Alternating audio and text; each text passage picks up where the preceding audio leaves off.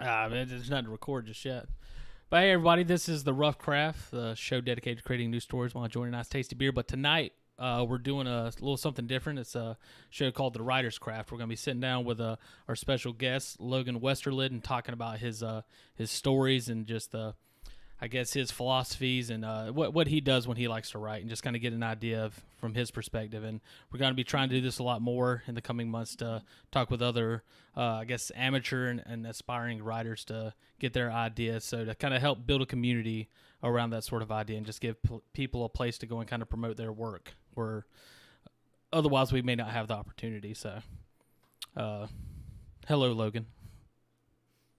How are you doing today? Oh, I'm hanging in there. What's happening? Well, we also have another guest. This damn dog. Oh yeah.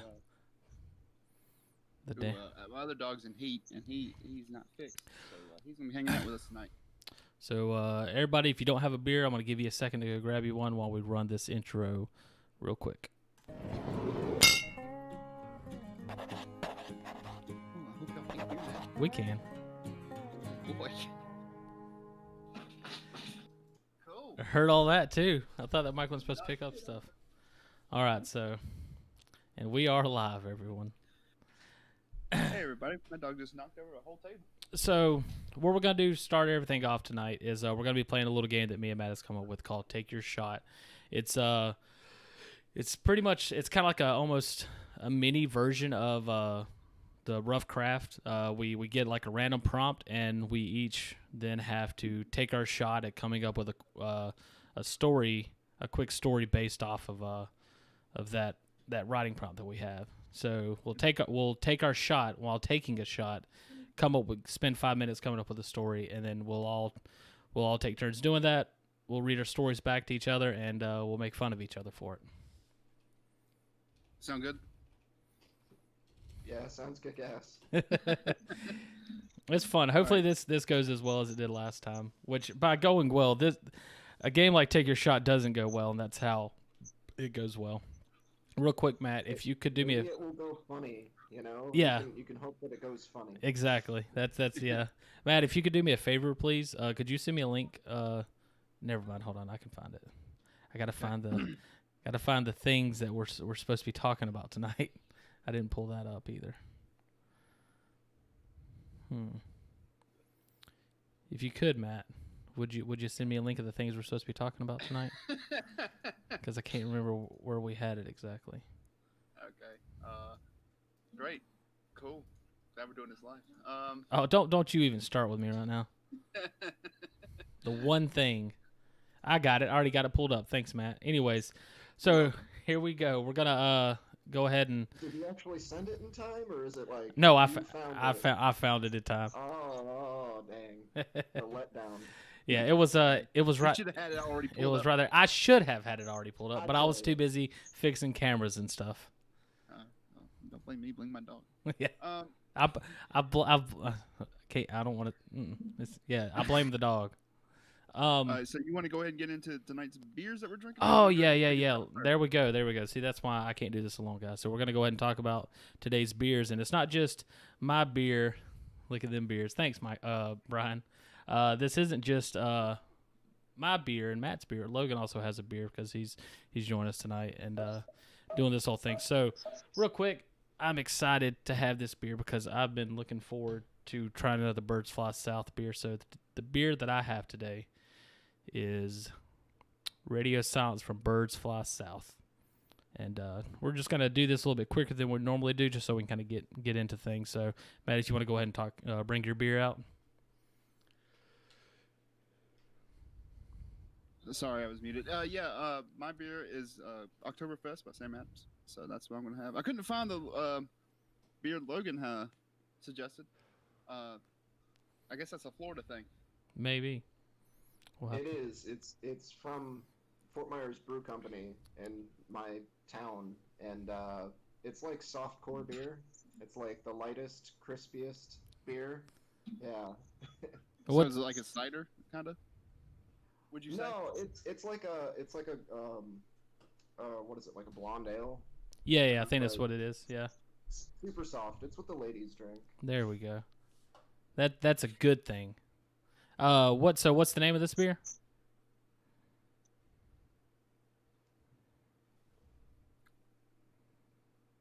Logan? Logan. Oh no, we lost him again.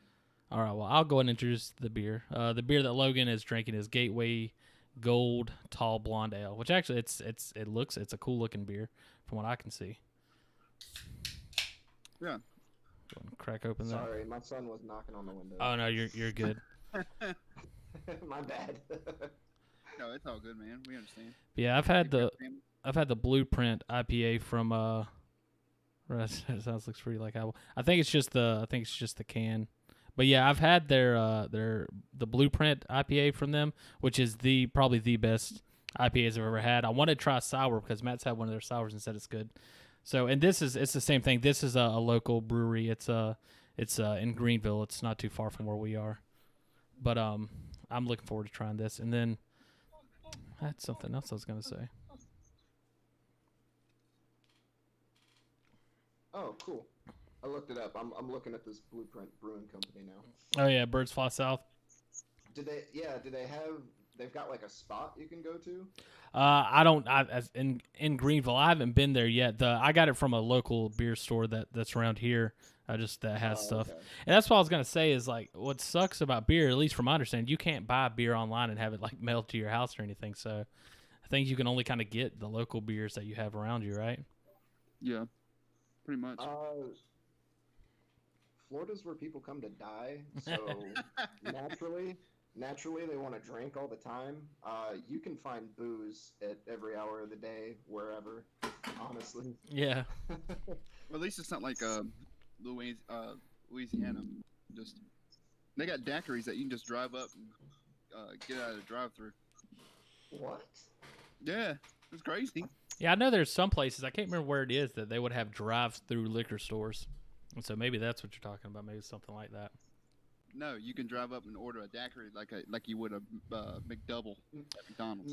McDonald's liquor. Basically what it is out there. That's a Happy Meal. Sorry, the liquor machine is out.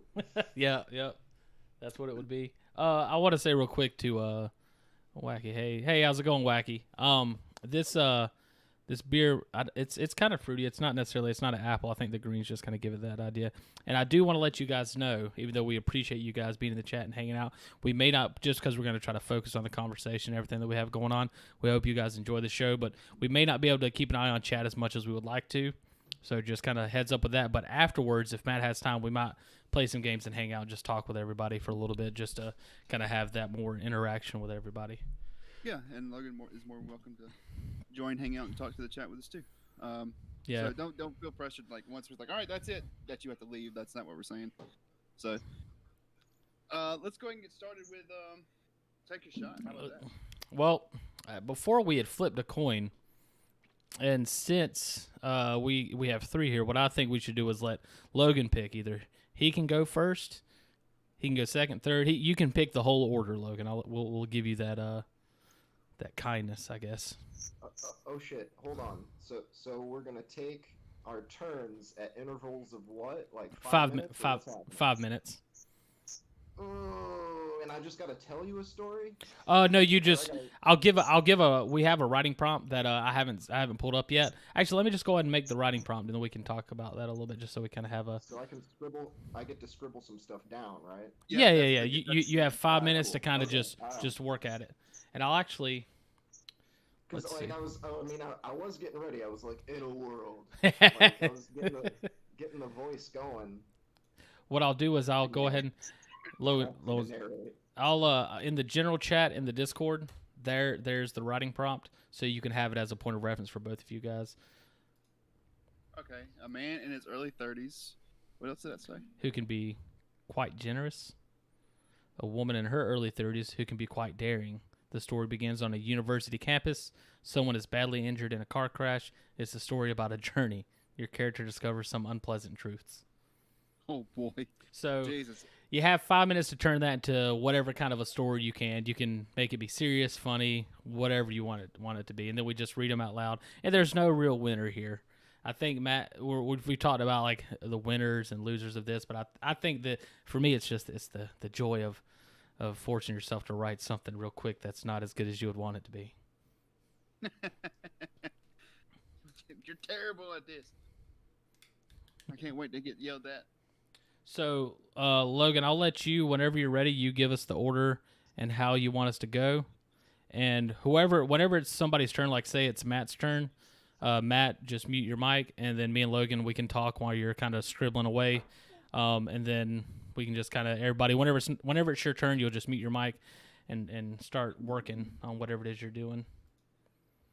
All right, I dig it. So, all right. So what's the order you would like to go in? I'm gonna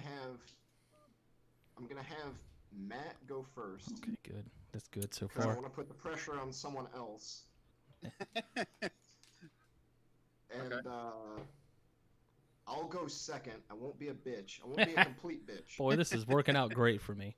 And then we'll read them all together at the end once they're all three done. We'll take turns in the same intervals or same order. Sounds good. Sounds metal. All right, so I'll go ahead and pull the stopwatch up here. Give me just a second. Yeah, right. I'll go ahead and mute so this dog shut up. All right, we got the stopwatch tell me when to go. queued up. You got your shot ready? Oh yeah, I gotta take that first, don't I? Yep. Got to take your shot before you can take your shot. And let me just go ahead and I'll take. I think it'll actually. See, open a web browser. Well, they already heard it. I ain't gonna worry about that. Yeah, whenever you're ready. So All right, you're not gonna start the timer until after I take the shot. you take right? the That's shot. what You take the shot and put it down. And I'll start the timer. I'll drink to that. And mute your mic. Oh yeah, give me my mic. I'm not much of a liquor. How are you with liquor? Do you like liquor at all, Logan? You know something? I actually really do. The issue would be is that sweet spot is kind of dangerous. Like if I go Yeah. a little overboard, I'm done, and that's just I'm dead to the world. At that Yeah. point. Yeah, it's especially like that's why I've always been more of a beer drinker. It's easy to kind of pace yourself with that. Liquor, it'll kind of just get there whenever it's ready, and you can't do anything about it. I mean, I prefer the taste of some beers too. To be honest with you. But yeah, I can't. And also that's another thing is I can't stand liquor. I don't drink liquor.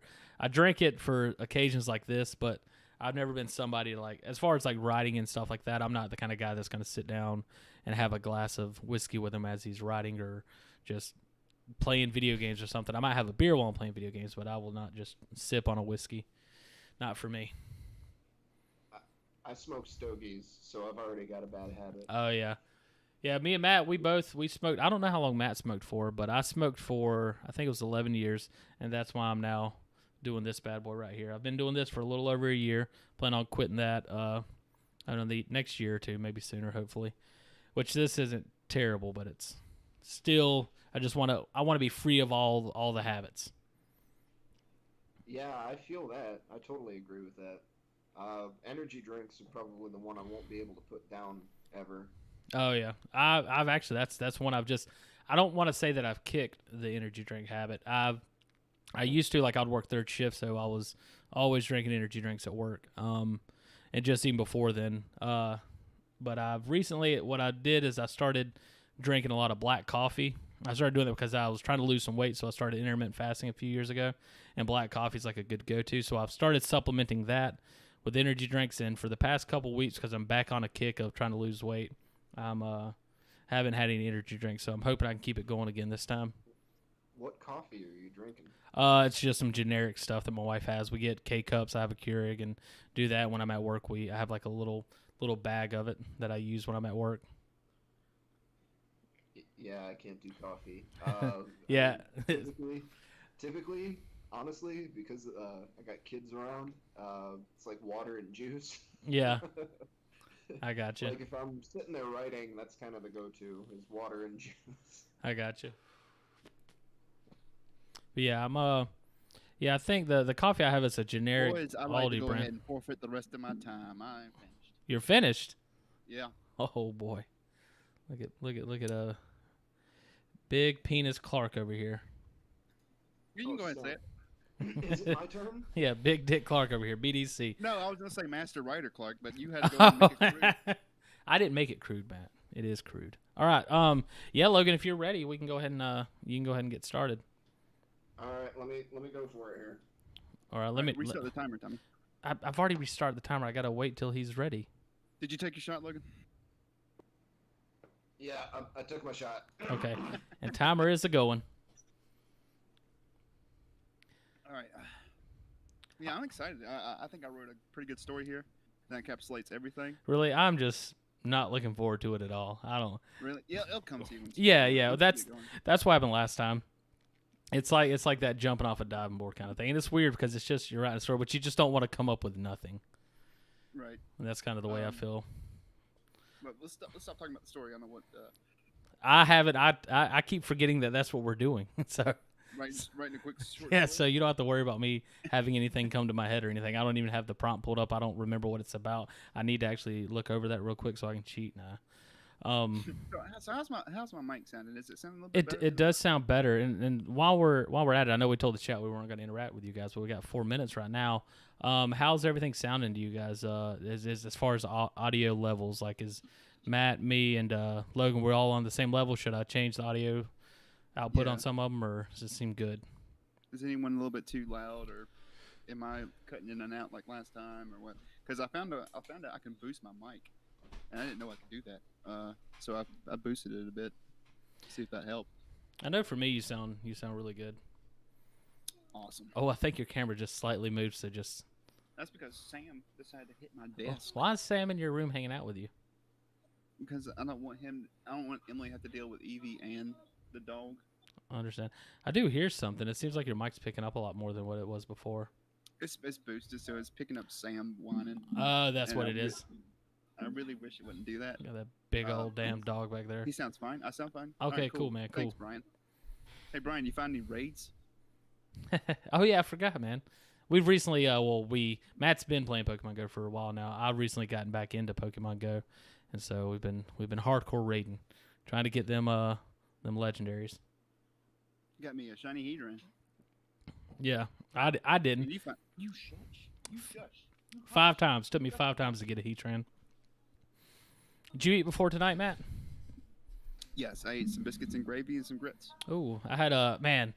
I'm trying to get away from the fast food, but last night me and my wife, she got off work late and was lazy, so we just went and got some Wendy's, and they have a new pretzel burger thing there, and it's good. Did they have those before? I don't know. They had, like, pretzel bread.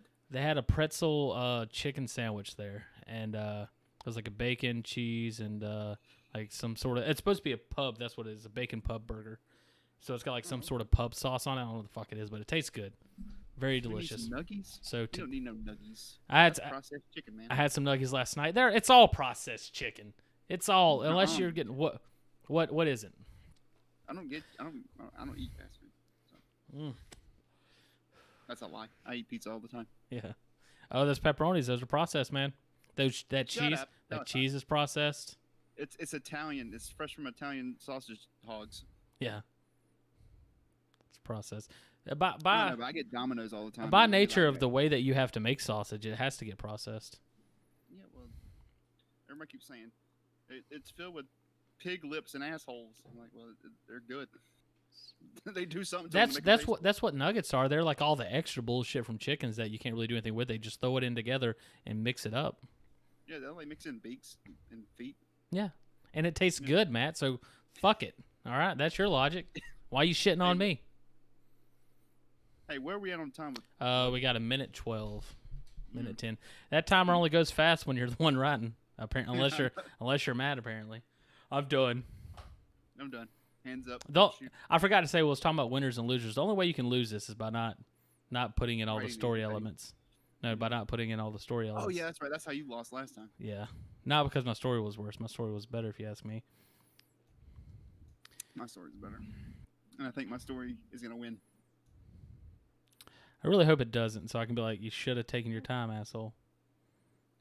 You see those cooking shows where people are like, "I'm done," and they still got like 10 minutes left, Yeah.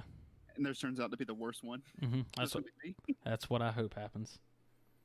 Man, I really like the way this beer looks. You can't really get a good look of it here, but it's like it's got a good like it's like a Well, it's for not some, it's not on an the YouTube amber stream, color, it's a yellow color. Yeah. well, on the YouTube stream in your upper left hand corner, I can see all your bookmarks. You got your Facebook, you got your plot Why is it- generator. What was it? I don't know why it's showing fuck is that. I that? can see it. I see it all. Oh, I see. I know what's going on. Hold on a second. It seems like I hadn't got this much pet. I appreciate heads up. All right, and that is time, Logan. So if you were there, the timer is ellipsed. Stop making a noise. God, why is this thing still making noise? I know the timer went off. Oh my God.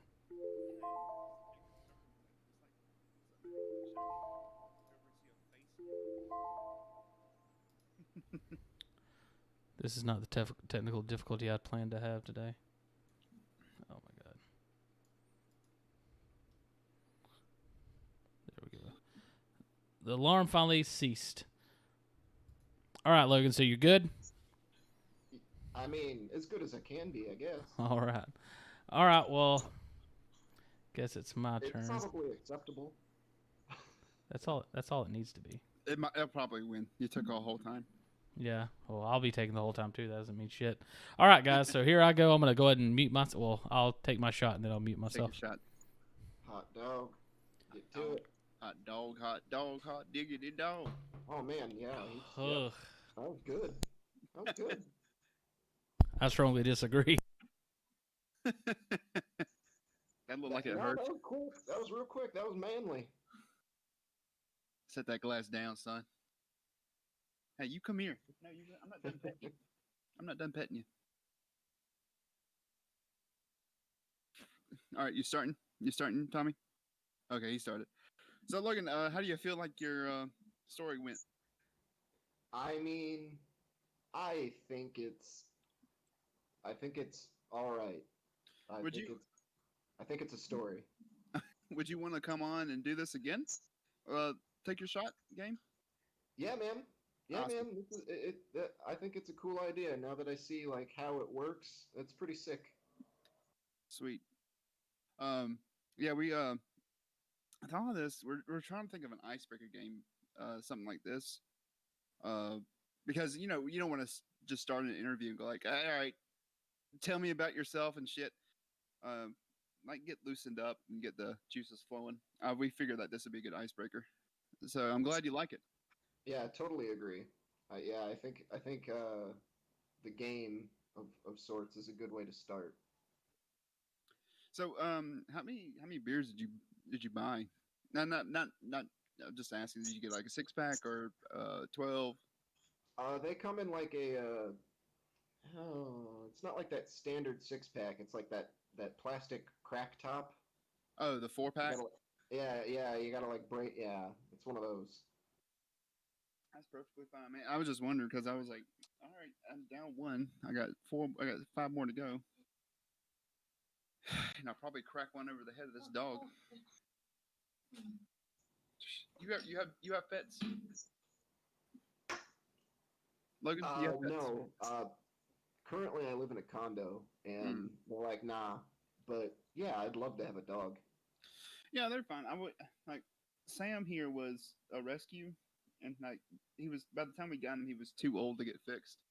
So there was no point in getting him fixed. But we got a new puppy, Chow Chow, and she needs to be fixed. But the time we were planning on getting her spayed, the baby came, so she went straight to the back burner, almost in the microwave, and we forgot all about it until yesterday when she went into heat.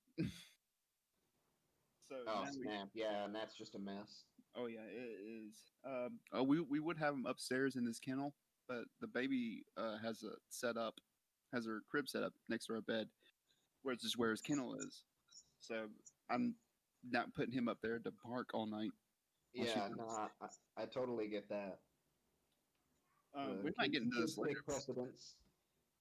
Yeah, we might get into this later. But you said you had kids. I don't know if you want to talk about it. If you don't want to talk about it, just say so. Yeah, I've got a 5-year-old daughter and 1 and like 4 or 5 month old son. So I'm 4 or done. 5 months, really? Yeah, he's a year and like 4 months. Oh, okay. Does it 5 get months. easier? I don't know about all that. Because I got a 5-month-old daughter, so that's what. Dude, I'll say this. I gotta be honest. Girls are probably smarter. My son's kind of a moron, but that might just be him. That might just be him. Well, I hope. Well, we're thinking about after like she's been a handful, so we're kind of debating whether we want to have another one. So I'm guessing having another having a sibling would better their social skills. So I don't know. Oh, not even just that.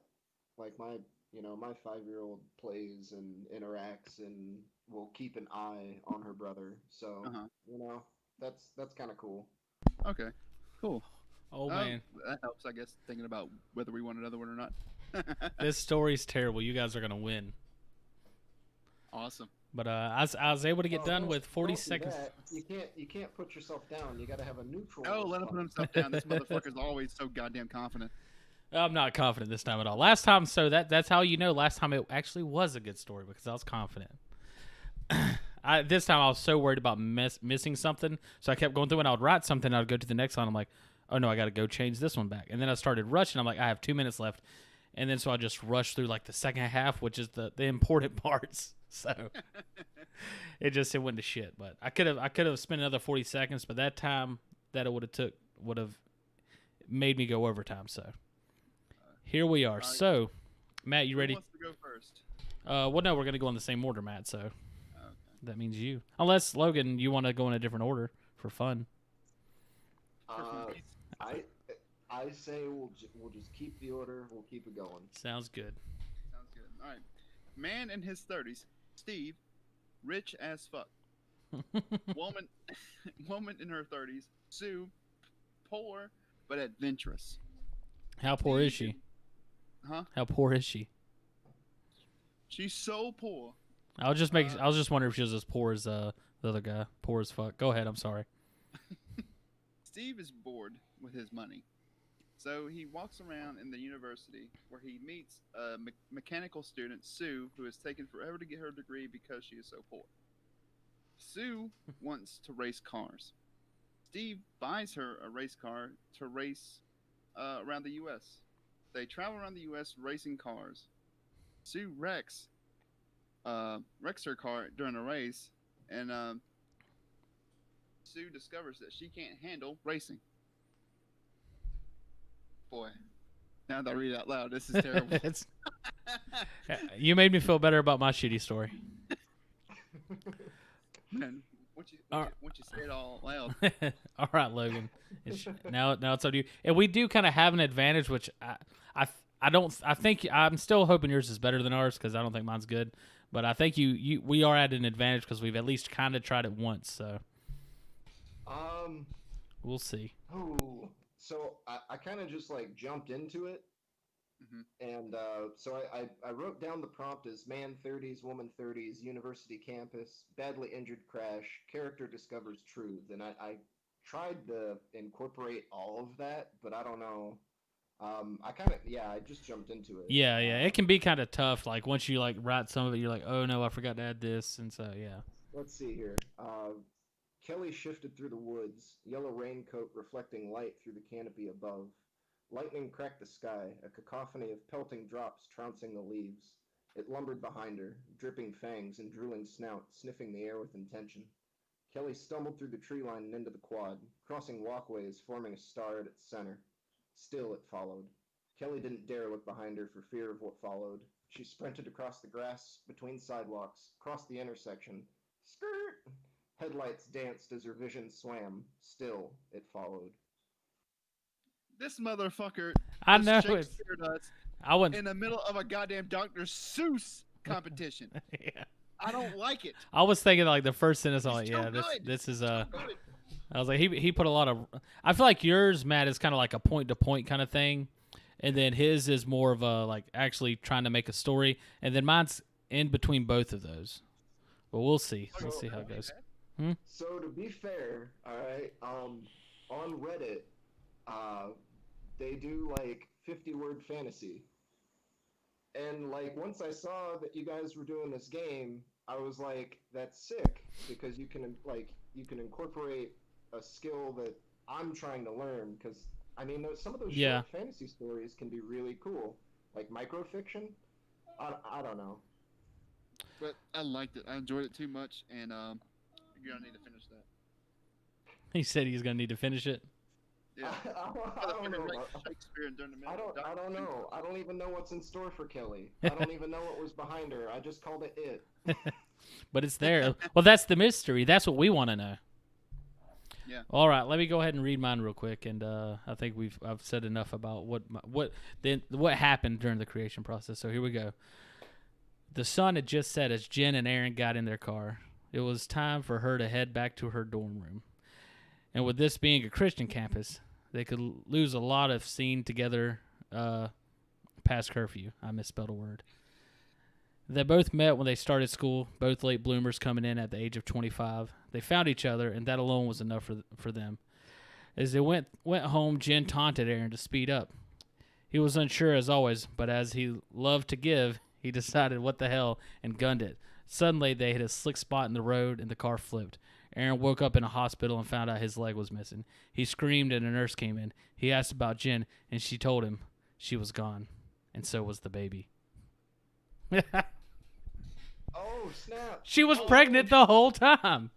You hit us with the tragic ending. I like it. And did she even know she was pregnant? Yeah. I was gonna say no, she didn't know she was pregnant, but like if you should have, because that would have fit the character discover something that's the whole idea. That was kind of what's implied there, but I feel like would they not know? But you know.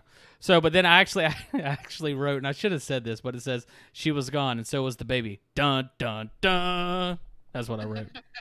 Oh dang. So well, I guess we just vote. Who do y'all think? All right, see, the way I look at this kind of game is I think it's a point by point. Real quick, Matt. I also want to add something. I'm sorry. I think something we could easily do here is we could take these little stories that we write and we could upload them to Storyfire. It's the best thing to do with them. Have you heard of Storyfire, Logan? I honestly haven't. What's that? Matt, I'll let you explain it since you actually use it. I think you'll love it. Storyfire is a social media site that incorporates kind of like Twitter, YouTube, and a writing app.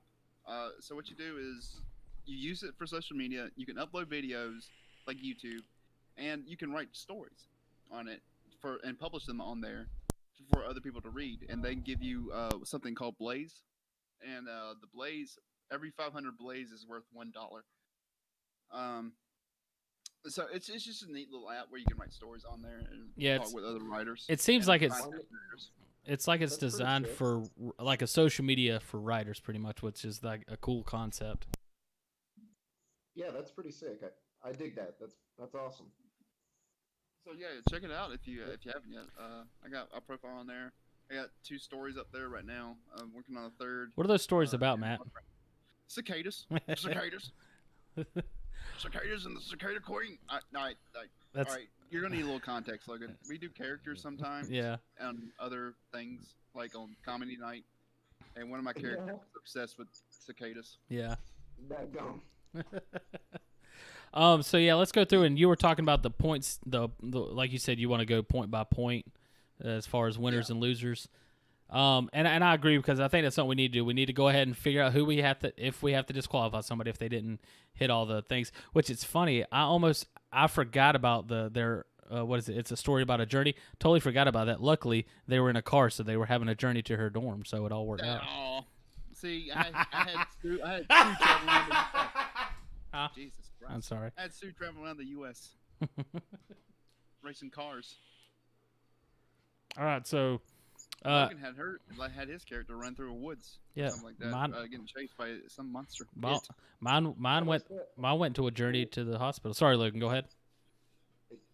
I mean, what did the journey have to be a thing? Like, did it have to be like a car journey? I don't think it. I don't remember. I don't. The full prompt might have said something different. All Remember, I kind of just put bullet points. All it says is it's a story about a journey. That's how the prompt is. It has you click main character and it gives you a random main character, character 2, random character 2, setting, random setting, situation, theme, character, action. So it's those 6 elements, and that becomes the prompt. So the theme is it's a story about a journey. So in all of them, there was a journey going on, and it's easy to say there was a journey in any story, really. Yeah. So I think we all easily hit that. Like, I totally forgot about it and still hit it. All right, we got everybody has a person in their 30s. Mm-hmm. Logan, did you have a man in your 30? In the 30? I don't think you had a man. So the idea for me was that the it lumbering behind her could have been a man in her 30s, but I didn't get that far. Okay. Oh, okay. Well, We'll count it. And this is another issue of mine where I didn't kind of explain it as well as far as the way the prompt goes. The prompt says a main character, so the man in his 30s is supposed to be the main character, but also dang it. Yeah, so it's fine. But also it says a man who in his and I want to bring this up because I want to try to imagine who this man was chasing this woman. It says a man in his early 30s who can be quite generous. What do you think this man was about to be generous with? That was chasing this woman. So the implication would have been that the man had already been generous. Okay. This isn't funny stuff to laugh about, people. All right, there's no room for dark humor here? Oh, no, no, of course there is. I'm just, if any... Oh, God, I got to fix this thing again. Well, let me just go ahead and turn off the stopwatch. All right, so university campus. Who didn't have a university campus? Mine was a Christian college. And, oh, crap, let me get this back going. There we go. Mine stayed at the Sun Christian campus. So... That's what Steve had at a university campus. I tried to force that, there wasn't enough imagery. I kind of just used words like quad. Okay, yeah, that's enough. Because I was thinking the same thing by saying dorm room, and right, I assumed that was enough. And then for some reason I threw in the Christian college thing.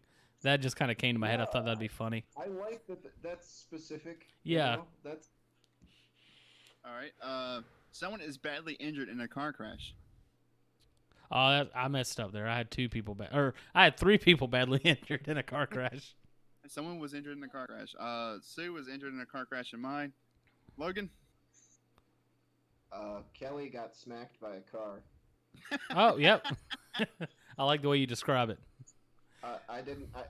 My skirt wasn't so great. I don't know how to make the tires squeal sound. Oh yeah, that's right. I forgot there was a skirt. I forgot about that. Your character. All right, we already talked about the journey. Your character discovers some unpleasant truths. My character discovered that she can't drive so good. My character found out that he's missing a leg, that his girlfriend's dead, and then and then he also found out that he had a baby on the way, and then he found out that baby's dead. Logan? Mine was implied. So the it that followed behind was Kelly's date, and he was a werewolf. But I didn't get that far. I think another unpleasant truth that she might have found out is that there was a car about to smack her. Well, yeah, I mean, that's definitely, that's unpleasant. All right, so let's go ahead and we kind of got 3 different styles here. That's point by point. Logan's was full on story. Yeah. Tom's was a bit of rough point by point. Yeah. Rough draft point by point. Yeah. And I think what my favorite part of doing this is, hands down, is so far both times I've done it, I'm like, there's no other way that their story can be different than mine. Like this has to be the story. They have a car crash on a college campus or something, and then it's. What I was afraid that someone else was going to have racing. So. Really, that's so crazy that it always ends up being so different with everybody's. I really like that. Who wins and who loses? Let's see if they say anything. It'll probably be in 15 seconds after you asked. Yeah, 15 seconds. Chat, pick who loses. While we talk about who we think is the worst. Go ahead Well, and say, Tommy. you serious?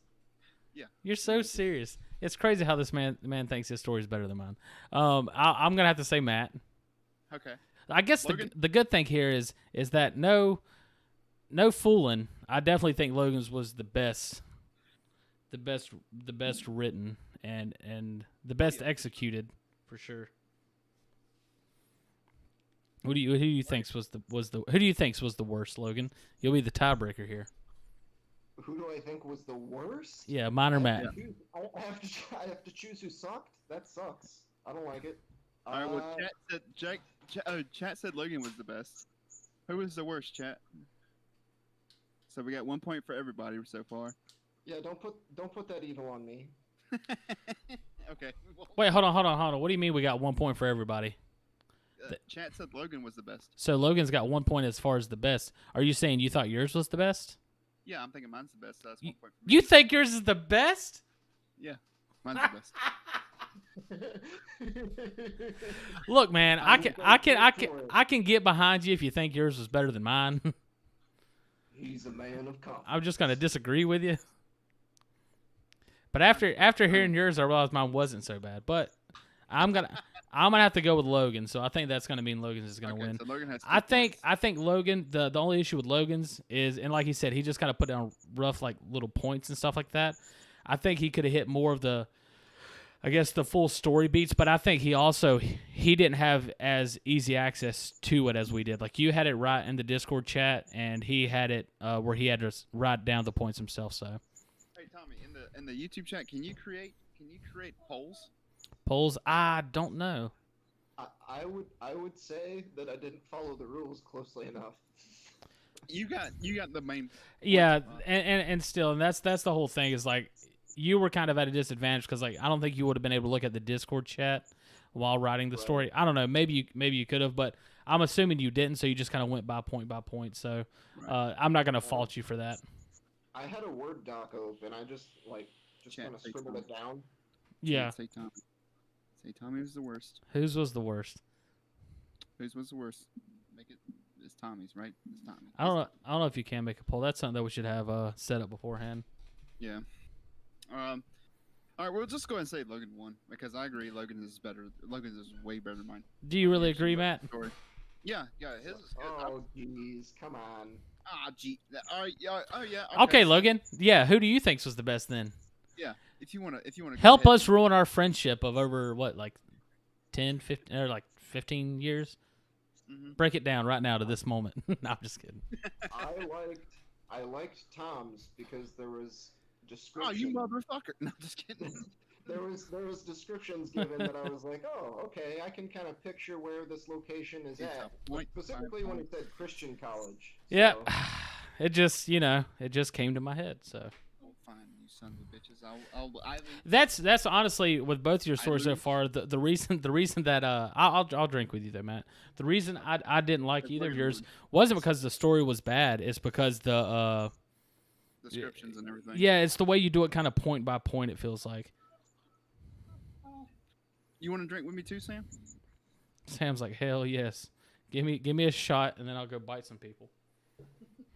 Give me a shot and bring that Tommy motherfucker back over here. I'll put him down for you. All right, you ready, Tommy? Oh, hold on. Yeah. All right. Okay. All right, let's get into the interview. How about now? Now that we started streaming for 45 minutes. I will say that in the future, if we can find a guest like Logan that is actually into the whole idea of doing the Take Your Shot, I think Take Your Shot could be the whole show, the whole interview and everything. Because just keep circling around with different prompts. Well, not even necessarily that. Just we could give ourselves more time to tell the stories, and then Matt could have 10 minutes to talk with you, and I think that could work out. But I think just doing that in of itself is fun. But let's get down to the nitty gritty. Logan, where were you on the night of? I don't know. I'm just kidding. Couldn't think of a good joke there. Okay, Logan. Let's go ahead and open up some questions. Tom, do you want to go first? You want to go have a question ready, or you want me? Let me look through my questions, see what. I guess I'll just go. We were supposed not to refer to questions, but I knew this was going to happen. I'm not blaming you. I'm doing it too. But Sam wants to know what is what with the grain? What and I'm trying to think. The question is, what is the inspiration for your world? And I'm trying to think of like just pretty much answer that in any way that you feel is appropriate for you, I guess. So I would say it's a combination of media. Music influences it for sure. Like when you're writing a battle scene, it kind of just makes sense that shit would be metal because it's fantasy. Yeah, I can see that. And then there's definitely movies, books, TV series, and stuff like that would definitely cater to this. Full Metal Alchemist. Okay. Anime. If people are into anime. I started watching Full Metal Alchemist. Sorry to cut you off, and then I was told that Brotherhood's the one you should watch, and then Brotherhood is absolutely the one you should watch. So then I was like, through the first season, so I just never watched it again because I felt like I'm bad about watching shows in general, but I've watched Death Note, so I have that under my belt. Hey, yeah, and Death Note's pretty clever. I dig Death Note. But yeah, it's a combination of things. But I mean, is there, I guess the question, is there a specific thing that you guys see in it, maybe? Like a inspiration wise? Yeah, what comes to mind when you are reading it? I guess? Honestly, that was kind of the thing that I liked best about yours is, and I guess because we were going through the excerpt and there was different scenes that we were reading. The thing there was multiple things that kind of, as far as the imagery that kind of stuck in my head. The first one during the gladiator scene, which I don't know, it kind of, I guess the people watching this, they don't know exactly what we're referring to. But there's a gladiator scene where it's pretty much, what is it, like child slaves? Is that, or like teenage slaves? Yeah, it's exactly that. It's child slaves, and they're being forced to battle. Okay, and they have to win 100 battles to be freed of their slavery, right? Yeah, and that's, I mean, pretty daunting. Yeah. Oh, yeah. Kid. So just reading that, and then of course, like, I mean, with the child aspect, but visually, it kind of reminded me of two things. Spartacus is the way I was kind of visualizing it. If you ever saw Spartacus, because I mean, gladiator arenas, that's kind of obvious. And then the arena from the game Oblivion is the other way, because that's the most experience I've had with an arena type thing. So that's kind of just the way I'm seeing it and everything. And then also at the very end of that scene where I can't remember how it went, but he was pointing at one of the guys in the crowd. I guess he was like a lord or a king or somebody, and that reminded me of, which I don't think I've ever seen the movie Gladiator, but I had like an image of that where he's doing the whole "Are you not entertained?" That's what it kind of reminded me of. But obviously, the tone's a bit different. It is every one of those beats. Okay, yeah. It's every one of those beats, and it's kind of a scene that gets replayed through some older movies, like those older Bible movies kind of have some of that stuff too. Right. Yeah, yeah. And it's just, I don't know. I grew up going to a Christian school, so all the imagery of that, of like people getting slaughtered, and they're like, "Oh, this is a happy Jesus story." Yeah, like, yeah. You got like Samson went through a town with a donkey's jaw and just massacred. Yeah, right. Yeah. And they're just like, "Yep." And then he went back, and things were great. Like, yep. Delilah cut his hair. then he just brought a temple down on people. Exactly. Yeah. So just like overall for me, just like reading everything, there was different imagery while still it's weird. And I think we've all probably experienced this. You read a book and then you watch the movie, and turn your guests up some. All right, man. Sorry, I was reading something in the chat. The imagery. It's like you read a book and then you watch the movie, and it's not the way you visualized it, and that's I imagine how this is. But I had, like, I don't know, everything that I saw in my head was all within the same world. It all fit together, but it was all kind of, I guess, inspired in my head. What I'm trying to bring it from multiple different sources. Like there was I played like a minute of Morrowind, and like that Right. kind of was coming in the scene where there, I guess that guy's being I guess kinged or crowned or something like that. That whole scene, that's what that for some reason it kind of reminded me. I think it's because they were elves. It kind of reminded me of that sort of. That's the environment I was picturing and stuff. But there was multiple different things that came together to allow me to picture your world, and I think that's kind of like what you were saying. Multiple different things came together for you to inspire you to write this. So I think it all kind of fits together. Yeah. What's cool is that, you know, the Coliseum scene in general, I think, is kind of iconic. Yeah. Yeah. So having to build it isn't as crazy as you think. You kind of just add some fantasy flair to it and work from there. Yeah, and I think that's something. What's cool about something like that is I think everybody could write their own version of the same thing. Similar to like how we just did this. If we all had a gladiator scene that we had to write, we would all write something different. And I think that's a pretty neat kind of idea. Like your whole the child slavery and stuff. I think like I think the idea of having to kill so many to be free, that may not be the most like original thing. Okay, Matt, you're a little low too. It may not be the most like I don't want to say original in a bad way, but like the child elements and everything that's going on there, like the tone and everything that's happening, it's something that I've never really listened to or read before. Yeah, having a child gladiator battle is just that's I haven't seen that before, and except for Lord of the Flies, kind of. Yeah. That was something that was sticking in my head as I was talking about it, but I've never actually watched or read Lord of the Flies, so but I just know about it. Yeah, it's a bunch of kids killing each other.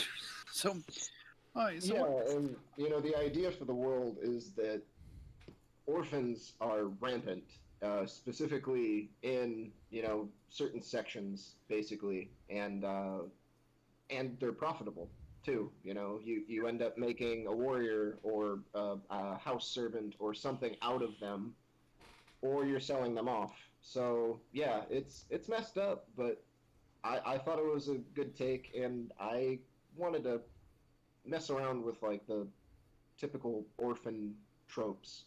That's an interesting idea. Just the idea of like, pretty much like you have a bunch of stray dogs, you have a bunch of stray kids, and they just put them kids to work, and so that could easily fit in a like a medieval or fantasy style setting. I could see that.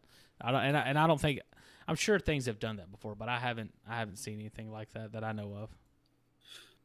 so Logan, what kind of writer are you? Are you from the seat of your pants, or do you plan things out? Uh, I I started by just pantsing it. I just sat down and tried doing it, and after I don't know, so many years and so many tries and failing a lot, I was like, well, screw it. Like I'll plan whatever I can plan. And I've tried to find videos and people who knew how to do that sort of stuff. And there's a bunch of great resources out there. Yeah, Um, have you ever heard of Eekers and Geekers? I have not. Well, through my research, because I'm a discovery writer. I write from the seat of my pants, and then I go in and fill in the gaps later. Turns out that's something called being an eeker. Um, no, eekers and gushers. That's what the thing is. It turns out I'm a gusher kind of writer. I just throw up on a page, and then I go back and fix it. Can, Shit. can I say something real quick with that comment that I find very interesting? Is What's the three styles and ways that each of us wrote our stories.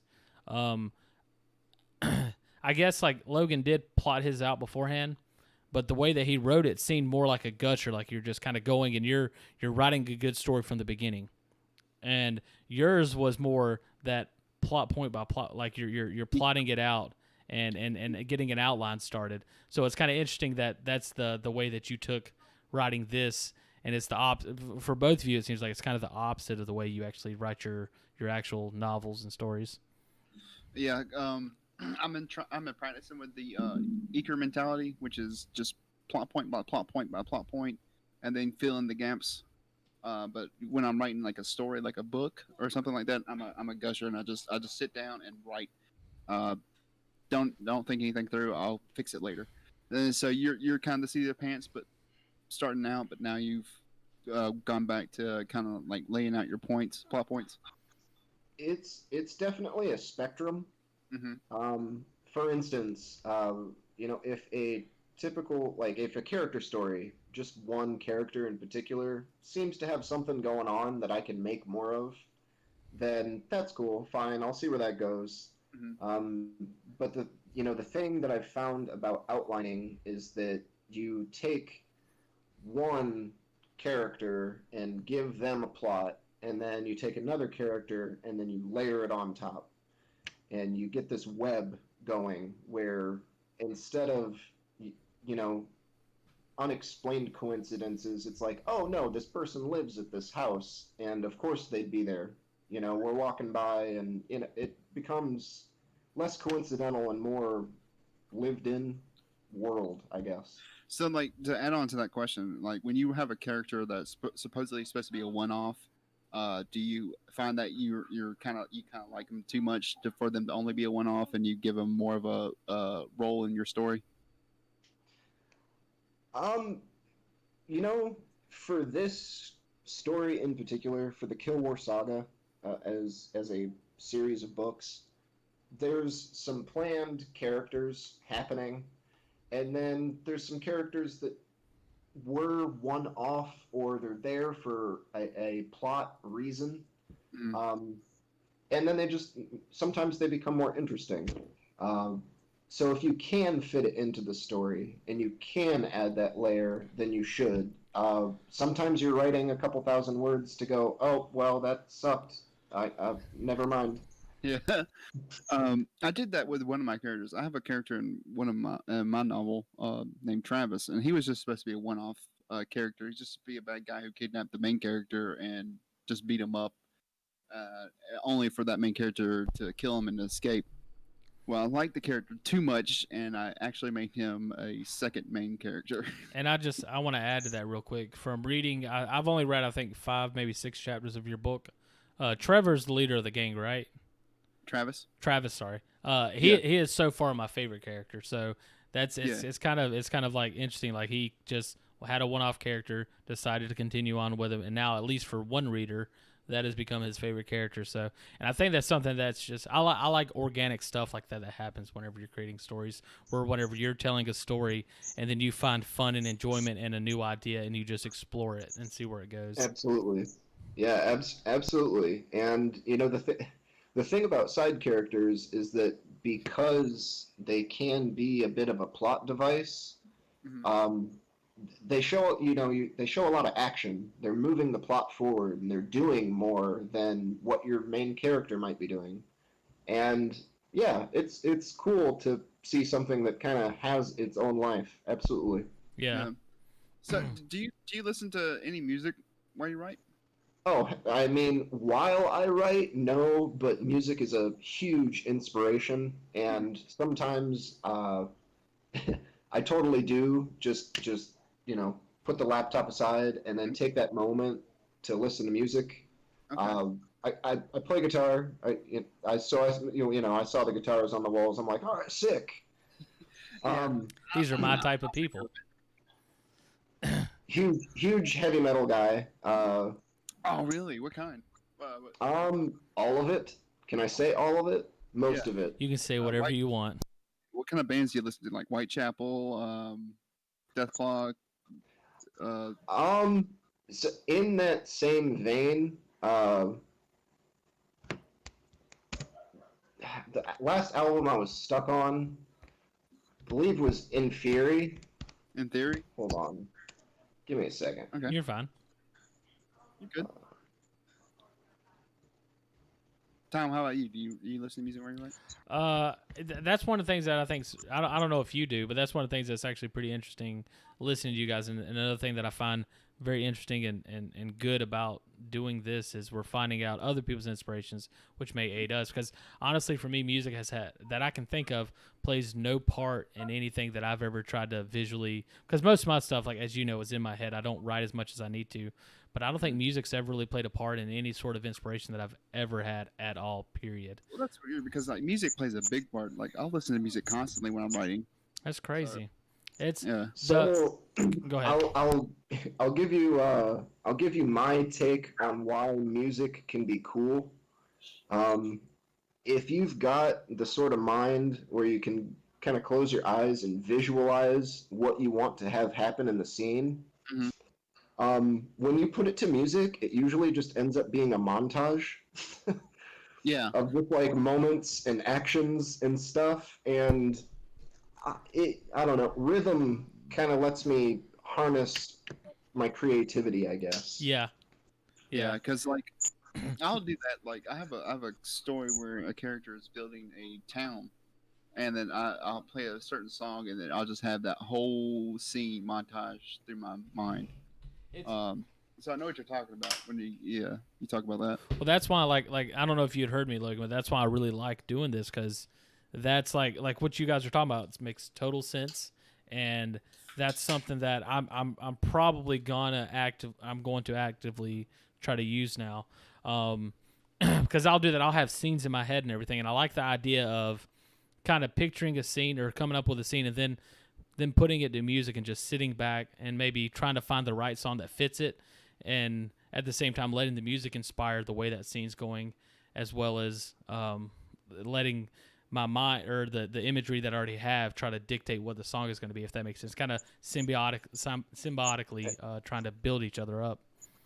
No, that makes total sense. And, you know, different music will give you a different mood.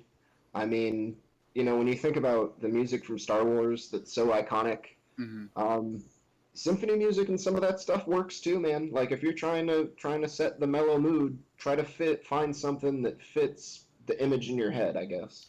I think so far for me, the only musical things that's, because for me with music, like I've played music like Matt has, but Matt's a better musician than I am. A lot of my friends are. I like creating stuff. So I usually will try to create my own songs and stuff. So I have a lot of like little just like vocal lines that I've come up with over the time and stuff. So with the writing and stuff, I have created maybe like 3 or 4 that like if you ever look at Tolkien, like if you look at The Hobbit specifically, that's the only one I really know of. There's a few songs in there that Tolkien wrote that has no music to it. But then if you look at the Hobbit movie, the movie or the song that's in the trailer and stuff, I can't remember what the name of it is, but the Lonely Mountain song, that is written in the actual book. And so that the people had to take those lyrics and interpret it into a full song for them to create. And so I have stuff like that is a song in my head, and I will probably put it in my writing, and then it'll be up to people to then interpret it. So those have been the only type of music that I've done, is just creating music organically myself and then adding it to the story so far. But now I'm definitely gonna take this, I don't want to call it a trick, but this tool that you guys use, and try to use that as well. And you know, people shat on the Hobbit movies, but quite frankly, I dig them. They're not the Lord of the Rings, but like you get more than you got with the Hobbit book. Yeah, that's cool. That's a whole episode in and of itself. I was when I saw the first movie, I thought the first movie was going to be one, because the one Hobbit book is smaller or shorter than each of the Lord of the Rings, and that turned into 3 movies. Right. When I saw the first one, my initial thoughts was, like, it just threw me off at the end. I was like, oh, it's about to get good. They're about to get into Mirkwood, my favorite part of the book. And then the movie stopped, and it threw me off because I didn't realize that's what they were doing. My buddy's like, yeah, it's going to be 3 of them. So initially, I didn't like it. The way that I saw things, and they added stuff and they changed things around. Like there's no goblins; it's all orcs or uruks that is in the story and stuff. And then what I had to sit down and realize for myself personally, and I think a lot of people should do this for movies and adaptations and stuff, is realize I like dwarves. That's one of my things in fantasy. So for me, a story about dwarves going and killing a dragon, whether it's The Hobbit or the Hobbit movie, that's my shit. That's my jam. That's what I love. So even though this isn't exactly the way The Hobbit was, if I'd never read the Hobbit book, the Hobbit movie would be my favorite movie. So why am I going to discredit it now just because it's different than the source material? That's totally true. And like, if you separate the book from the movie and don't think about it, those movies are kick-ass. Exactly. Yeah. And it's like what I was talking about earlier with interpretations. It's all about the way that the director or whoever really orchestrated those movies, whether it was Peter Jackson or anybody else, the way that they read the books and the way that they saw things is going to be 100% different than the way I saw it. So you're never going to get it to be satisfying to everybody. So you're looking at it. You're looking at the same story through a different lens, and you have to just be happy that you saw it, and not harp on the other things that don't matter so much. Oh, most of what people got mad at was like the CGI and some of that, because it wasn't that love affair from the Lord of the Rings Oh where yeah. everything was handmade, and it's like, come on, guys. Like the Battle of the Yeah, Platform this was many years later. cinematic trailer. Yeah. Well, I wanted to. That was a question. I can't remember. As far as it was with the inspiration of your world and stuff. That was a question I had that I wanted to go back to, but I can't remember it now. So we'll move on. I want to ask you, as far as like the setting and theme of your world, what exactly like, and you refer to the factories. And just for people that don't know, that's something that he refers to. There's a scene where you have, I guess, different leaders talking in like a council room or something like that. I kind of envisioned it like a pub kind of setting almost, and they're talking about these different factories and what's working and what's not working. So what exactly is the theme and setting? Is it because factories to me gives a steampunk visual, but at that point in reading the excerpt, steampunk didn't really seem to fit it. So what exactly is going on there in your head? Well, I tell you what. How about I give away some things that you're not going to necessarily get in the book, but it's a little lore, a little backstory. Yeah. And I just want to say, number one, I like that type of stuff. I like creating things that are outside of the book because I have a whole genesis that I want to create for my world that'll probably never touch a book, but it's building blocks that I need so I can then write a story within that world. So I'm all about that. Go ahead. The writing of it has to be fun, and you have to like the world building, and you have to like digging into all those things. And for me personally, it's scattered everywhere, and I'm just now getting to the point where like I'm filing stuff down and keeping it in one spot. But yeah, and it's that can be tough. Uh, there's plenty of apps you can use, like World Anvil and stuff like that, where you can create timelines for yourself. Well, I've never heard of World Anvil, so I'm going to make a note of that real quick. Yeah, worldanvil.com. It's really for RPG games, but you're writing fantasy, so use it. Utilize it as that sort of tool. Well, good idea. Well, my whole fantasy world came about because I wanted to create a world that I could build an MMORPG around. So now it's turned into a world I want to write stories in, it's really one and the same whenever you think about it. Yeah, in a lot of ways they are, and when you've got games that have stories to them, the best stories do feel like books. But then, a game interactive, you get to make some decisions, which is kind of cool. I think it's like the mix between a book and a movie.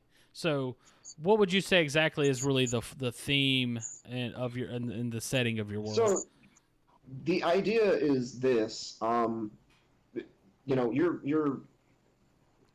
in the Milky Way galaxy, right? And humans have ascended to the stars. They're a spacefaring society. And this colony ship carrying millions of humans crash lands on this planet. And they find out that there are fantasy creatures and races inhabiting this planet, and they know what they are. All of these things exist for them. There's an explanation for that, and what it ends up being that it's created by a god. And in this case, the god is named Oculositis. He goes by the Cosmic Eye. Right? He's a giant eyeball. Okay. He's a giant eyeball. I got you. And everything is sort of a reflection of that in the book too. Even architecture. Uh-huh. But so specifically, what ends up happening is they've got the crash landing on this planet, and they are encountering a race of beings that have magic. So, it ends up being sort of a sword and versus technology thing at first, and they're realizing that this isn't going to work. And let's see here. Hold on. I'll give you this. What ends up happening is that you're 6,000 years removed from this point, right? Like this has happened, and you're 6,000 years later, and humans have been enslaved by these fantasy races. Um, and specifically, one of the things that I mention a lot is Hyderians, and those are high elves. Yeah, I remember reading that. I think was it Hyderian silk? Was that a thing? Or was it something? Yes, yeah. So it's just high elf silk. Okay. And in this case, the way that I build the steampunk element of it is that this is a world of swords, and there's easier ways to smith things. Yeah. You can create assembly lines, and humans are really good at this stuff. So they sort of build these other races towards an industrial age. And you've got 6,000 years to do that, right? Because I tried to make it a slightly more ridiculous timeline. That way you lose some technology too, right? Yeah. You've got royal class kind of crashing down on you. Yeah, and I have another question resulting in dealing with your royal class. The occultist, is that what you call them? The guard? The Oculicitic Guard. Yeah, it's a mouthful.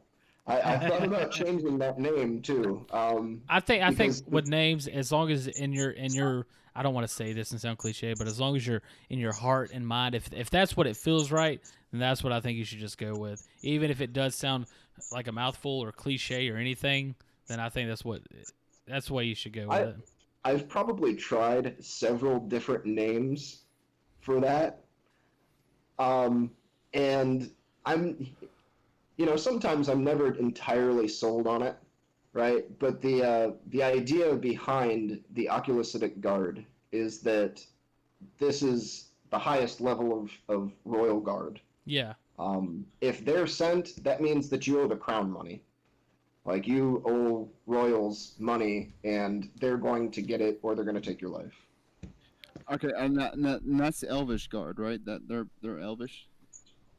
In this case, yes. So the High Elves in particular, the way that it works is this. Maybe it's a spoiler, but it's not, because you got to get to it. They essentially enslaved God. They are sovereigns over magic because they have God trapped, and they get to deem who is worthy of magic, who is a lord, and if you're royal, then good chance you have magic. Well, I just want to say real quick, you haven't published your book yet, have you? No, not at all. Well, I'm very excited. I like it's one of those things, and it's something that I kind of try to do, but I feel like you're doing it way better. It's taking things that are already, I don't want to say known's not the word I'm looking for, but things that we already familiar. know as far as familiar. Yeah, things that are in order to make something that feels new in any way, I felt I had to make it a little familiar. Yeah. And people have visions of what a fantasy world looks like. So I just incorporated elements of steampunk. Yeah. Kind of through magic in a way. I like the like I said, like it's familiar, yet it's totally new and original. Like I wouldn't read your story and be like, this is ripping off this or this ripping off that. So I'm very interested in checking out this book whenever you, because it seems so far like it's really up my alley, just with what you're talking about and what I've already read. Something I was wanting to ask, something I was wanting to ask earlier, as far as like the steampunk and the or I guess not even a question, it's something I wanted to just make a note on, is I really like the idea of taking, like, I guess it's like futuristic human technology, combining that with I guess like fantasy, like you take World of Warcraft or you take Lord of the Rings. So imagine future humans clashing with Middle Earth, and then it makes so much sense that they would then build a steampunk style world out of that. It fits so well, and I really like that that's the way you came to your steampunk world type setting, and it fits so well, and I'm definitely, I dig the shit out of that. Like, I like that a lot. Yeah, I didn't want to just be like, all right, it is steampunk, although st- aesthetically, steampunk is really cool. It's just nice to look at. Like, if Yeah. like old clocks and stuff, it's just pleasant. But I wanted it to make sense, and I wanted it to feel natural, I guess. I think the idea, and I appreciate that. I think the idea of future humans clashing with something like Middle Earth, like a fantasy world. I think like taking orcs or dwarves and giving them the option of human futuristic technology, and them kind of backwards, like trying to understand it and stuff, and what they're going to make out of it. Steampunk, it's literally, you're bridging. That's because I feel like that's what steampunk is. It's bridging the gap between like realistic technology and fantasy technology, and you found a really, really good way to do that, and I like that a lot. And also just the idea of taking, like, the idea of, like, there's this idea of the multiverse where if you go far enough in the universe, whatever, you will eventually find a world that's exactly the same as yours, slightly different. And so I like the idea of all these things that we've come up. If you go far enough to the universe, you're going to find a world that has orcs and dwarves and elves and all these different fantasy races we've come up with. Everything's possible if you go far enough, basically. So I like that idea too, that because I think usually me and Matt, when we're talking about and trying to come up with a different fantasy world, the way we usually go about it was like, well, how do we want our dwarves to originate? I think one thing Matt joked with me about is say maybe a guy created humans and then they stepped on them because they didn't like them, and bam, now they're dwarves. And so you take something like that, and then you're funny. That's awesome. Yeah. And you just take that and you just kind of throw it out the window and say, no, this is that world, that fantasy world that you've always pictured, but it's here this whole time.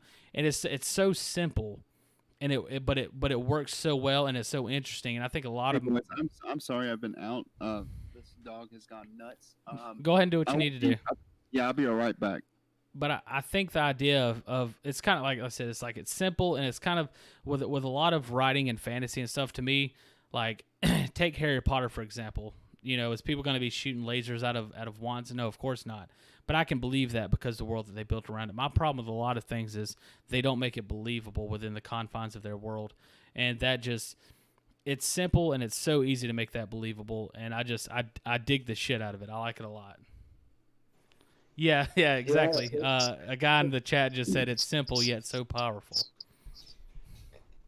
Yeah. Yeah, and he's being silly, but that's 100% true.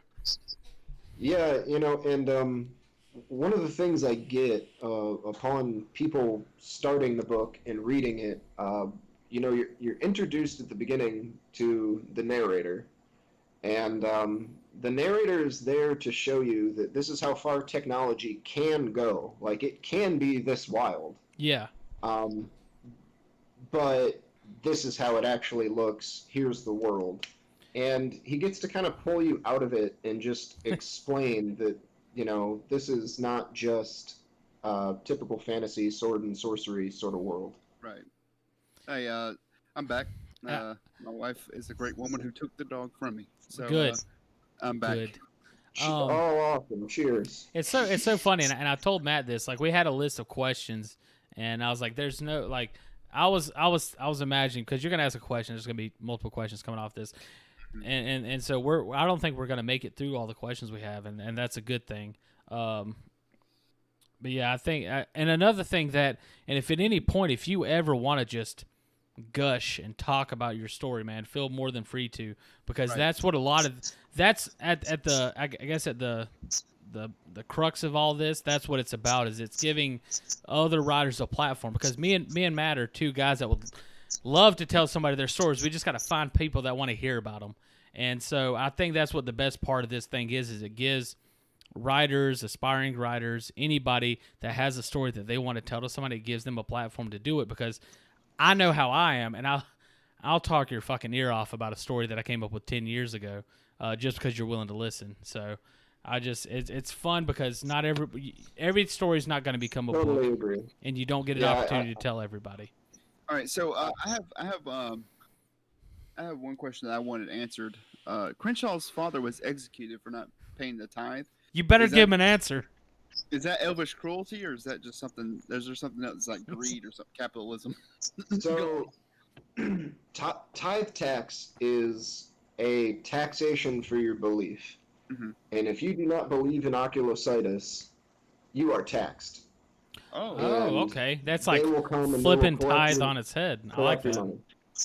Again, a simple Yeah, idea, it's- yet so powerful. that's fucking great, dude. Yeah, I like that. I like. Holy shit. I like, and I don't know. Yeah. I don't know if it's by design, but it seems a trend so far I've noticed is you take these simple, like easy to already know and understand that are familiar ideas, and you turn them on their head and make them. I have a buddy that's able to do something very similar, and I really love that sort of style because, like I said with me and Matt, that's something we strive for is how to make an orc, our orc, but still an orc, and it can be tough sometimes. So I like the way you do it. Yeah, it seems like the key for tropes now, and just your beats of storytelling is how can you subvert expectations, and then occasionally deliver on expectations. You know what I mean? Characters, for instance, if you've got a character that really loves to eat, you're going to expect him to mention food. Yeah. But then subverting that expectation might be something like he goes to eat something, or now he's cursed and it's gluttonous. You know? Yeah. Yeah. Or And- just take the bomber in Mirkwood on the Hobbit. If we go back to the Hobbit, I That think dude got so fat he couldn't move from. He had to get other dwarves to lift him. yeah. to a dinner. Well, that's because I think didn't he just couldn't control himself and he ended up drinking from the river or something like that because he's such a gluttonous guy. He's like, I'm gonna drink it, and he was just lost and delusional and out of his mind for the rest of the journey. Not the rest of the journey, but while they was in Mirkwood. Right, and you rely on what are the dwarves' names? Anyway, you rely on that character to do certain things. is Yes, the key. yeah. Dude, did y'all guys know like Ballin and like 3 other dwarves from Thorne's company were in Moria? Those were their skeletons in Moria and Lord of the Rings. I didn't Like know that. I knew Ballin and Ori were in there, but like there was 2 other dwarves from Thorne's company. I got Oh man, I got to I didn't know that. rewatch That's that. crazy.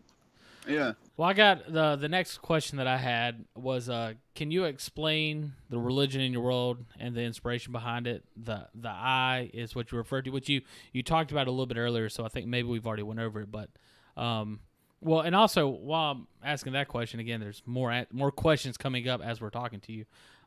Is the eye what is the inspiration for the eye? Is that a Cthulhu thing? Could it be a Eye of Sauron kind of idea? Like, what inspired you for the eye and the religion and everything behind it? And is there more religions in your world, or is it just the eye? So the big thing I want is I grew up around Christianity. I'll be, just to be honest. Yeah. And I think most of us we're all from the South. Yeah. you're right. Born and raised, mother. My dad was a Right. preacher, so So Matt's and the it's son one of a those preacher, things man. where I got the fire and brimstone God. Like that's what I was taught is righteous Okay. judgment stuff. Yeah. And I just, as I got older, I was like, there's some problems with this, and namely the issue I had was with Catholicism. To be clear, in the case of Factory 7, right? Because there are different districts in the religion itself.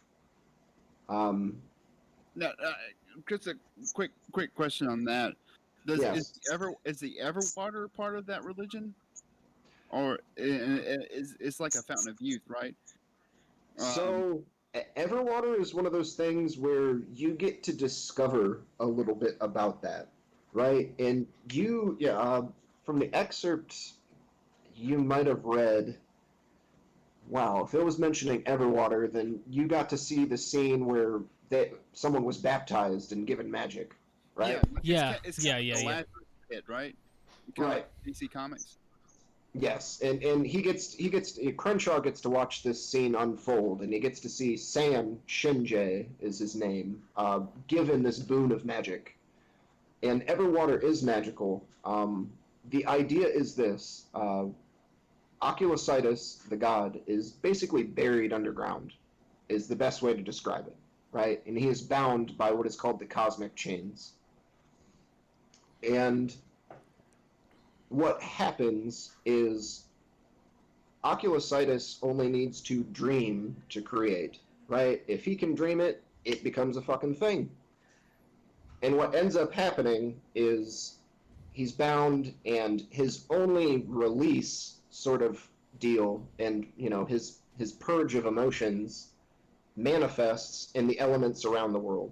Mm-hmm. So you've got Firestones, and you've got Everwater, which is like blessed water, and you've got just different different stones and things, and you get introduced to some of that stuff. Okay. Well, real quick before you go on, Matt. Real quick. Okay. You guys keep going, and I hate to miss anything you guys are saying because I'm loving all this. I'm gonna take my dog out real quick, so you guys keep going at it. I'll make you the big screen on the big full screen, Matt. Okay. Now you say you're a dreamer. Is that like a Cthulhu inspiration? There's one entity that is the dreamer. I can't remember what his name is at the moment.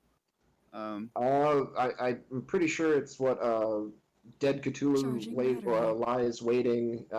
Something the dreamer. Yeah. I think Cthulhu in particular is the dreamer because that's how he comes to people, is through dreams, through visions. It's not Cthulhu. It's it's Neolithotep or something like that. It's one of those entities. But is that where you got the inspiration for how you pronounce it? Occultist, occultal tech.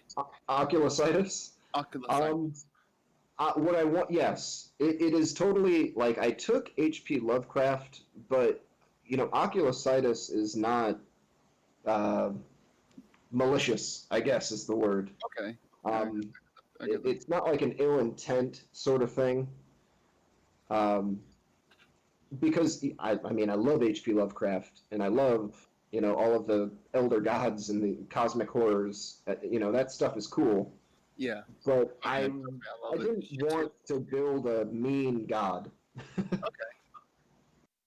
I think that has to be not in every story, but most stories when you're dealing with cosmic entities, you'll have a entity that has moved away from the main teachings of the most powerful entity. Like in Christianity, you have Lucifer, and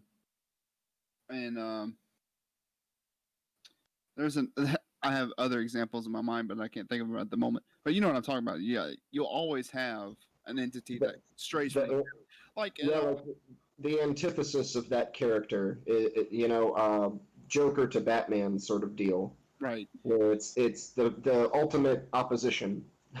like in Lord of the Rings, we'll go back to Lord of the Rings or Tolkien's mythology. You have Melkor and Sauron. Those are two angelic beings that he created who strayed from the path of Elun or Eru or whatever the god he had. Right.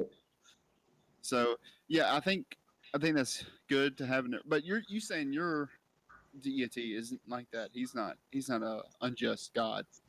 No. So the idea is this. The Draconian Empire, right? Right. Is named after a character named Dracos Vale, and what he does is essentially enslaves the races. Okay. Have them build the cosmic chain. Mm-hmm. They bind God after pleading with God to come down and basically trap him. And Draco says, I want to control magic. I want to be sovereign over magic. I get to dish out who has it. And so he, in your end game, it's like 7 books later or something, you are going to face this character. Like, you're going to come up against this highest authority, and he's the god of a sort, right? He is your devil. Okay. And and is it the heroes who beat him, or is it, do you have like a Deus Machina where the real god comes down and beats him? I can't give you all that. What you mean? Your heroes rise to the occasion. I won't tell you who, and I won't tell you how.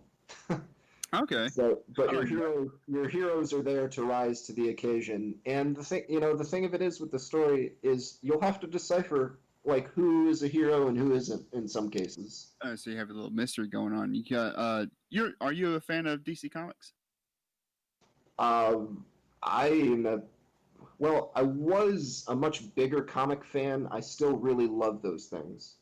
But I used to read much more of them. I probably stopped, what was it? DC in particular, I probably stopped somewhere around the Black Lantern Corps. Darkest Light. Yes. Okay. In particular, which was super kick-ass. It was very epic. Yeah, but that was when you didn't know Batman was time displaced, and when they brought back that clone Batman. The reason I ask is because is the hero in your story kind of like Jason Todd or the Red Mask? Red Hood. That's what I mean. So the kind of morally gray. You know, the big thing is, and this is what I don't give away and I don't tell, and you have to discover it, and hopefully it comes about naturally. This is a genre of fantasy called progression fantasy. Okay. Where the hero's power levels are going to rise exponentially. Okay. You're going to get to see these heroes start small and become fairly godlike. Have you read any of the Demon Cycle by Peter V. Brett? No, I have not. It's that kind of progressive fantasy. Okay, so it's exponential power increase, and yeah, that stuff's cool, man. people think that there's a whole genre dedicated to, Reddit in particular. They've got a subreddit and all sorts of stuff there where it's like, what are the best progression fantasy books? I didn't realize it, but I guess some of my stories fit into that. That's pretty cool. I didn't know there was a whole genre dedicated to that kind of thing. Yeah, and you know what? It seems like they all kind of follow that. All right, our character's a little meek, and 12 book later they're going to be godlike, which is cool. It's cool to see somebody rise to that sort of power. Well, if you like those stories, I really suggest Peter V. Brett, the Demon Cycle series. Yeah, honestly, anything you guys want to send to me as links and stuff, I gobble that shit up. So okay. Anything you can send it my way. Well, real quick, I wanted to go back and I wanted to ask you something that, god damn it just escaped my head again. So I'll go to another question. Tommy, go ahead and take over. I'm going to use a PP break. PP break. All right, cool. I can use a PP break. It's funny. I always say PP break, but it's really weird when other people say it, and I realize how juvenile it sounds. I said it because you say it, so I'll be right back. All right, the question will come back to me. I want to ask this question so bad I keep forgetting it. But anyways, so what is the overall conflict in your story? So the overall conflict of the story, as far as a plot, I guess, is concerned, is you're going to take a group of characters, they're going to rise in power, not just physically, magically, I guess emotionally in some ways, and they're going to ascend the chain of command. You're not going to get to all of that stuff until book 3, because you got to kind of dig into the politics before you can open all of that up and just have people taking over factories and stuff. Okay, so it's not necessarily like there's this big war that everything's leading up to, or there's a dragon at the end of the journey they're trying to kill or anything. It's basically, it seems like it's basically just it's character focused. Like these characters have an end goal to get to. I don't want to I guess compare it to anything specifically, but it's similar to Game of Thrones, how you have all these multiple characters and they have a journey that they're all taking to get to an end point. It is that way in a lot of respects. The way that I try to tailor that is by moving you from characters a little more often. Game of Thrones as a book kind of lingers on certain characters sometimes, and I snap a little more quickly between scenes. Okay. And the first book in particular. I will be honest real quick. I've never read any of the Game of Thrones books. Matt has. He read the books and then got me into the series, the TV series. So go ahead. I just wanted to lay that out there. Right. So the first book in particular, I'm really just writing you to the beginning of the story. Realistically, I would rather start the story somewhere else, but there's stuff that you needed to know. So by the end of the book, you're kind of caught up to the beginning, and you get the catalyst for what the story is going to be a little bit. It kind of comes full circle, sort of. Well, with you saying that, another question I had was, whenever you're writing your story, do you already write it with the end goal in mind, or do you just kind of like, it's similar to the seat of the pants writing question. Do you kind of like plot the whole story out and already know the end, or do you kind of do it, I guess, chunks at a time? The easiest way for me to describe what's going to happen in the story is, you've touched on subverting tropes and kind of how everything is like this, but here's how it's different. Yeah. The ending is just a giant explosion of that. Oh, okay. It's exactly what you expected without the way you would have expected it to be. Yep. You're going to go, wow, this is totally a fantasy ending, but here's how it's different. And that's my hope anyway, Yeah.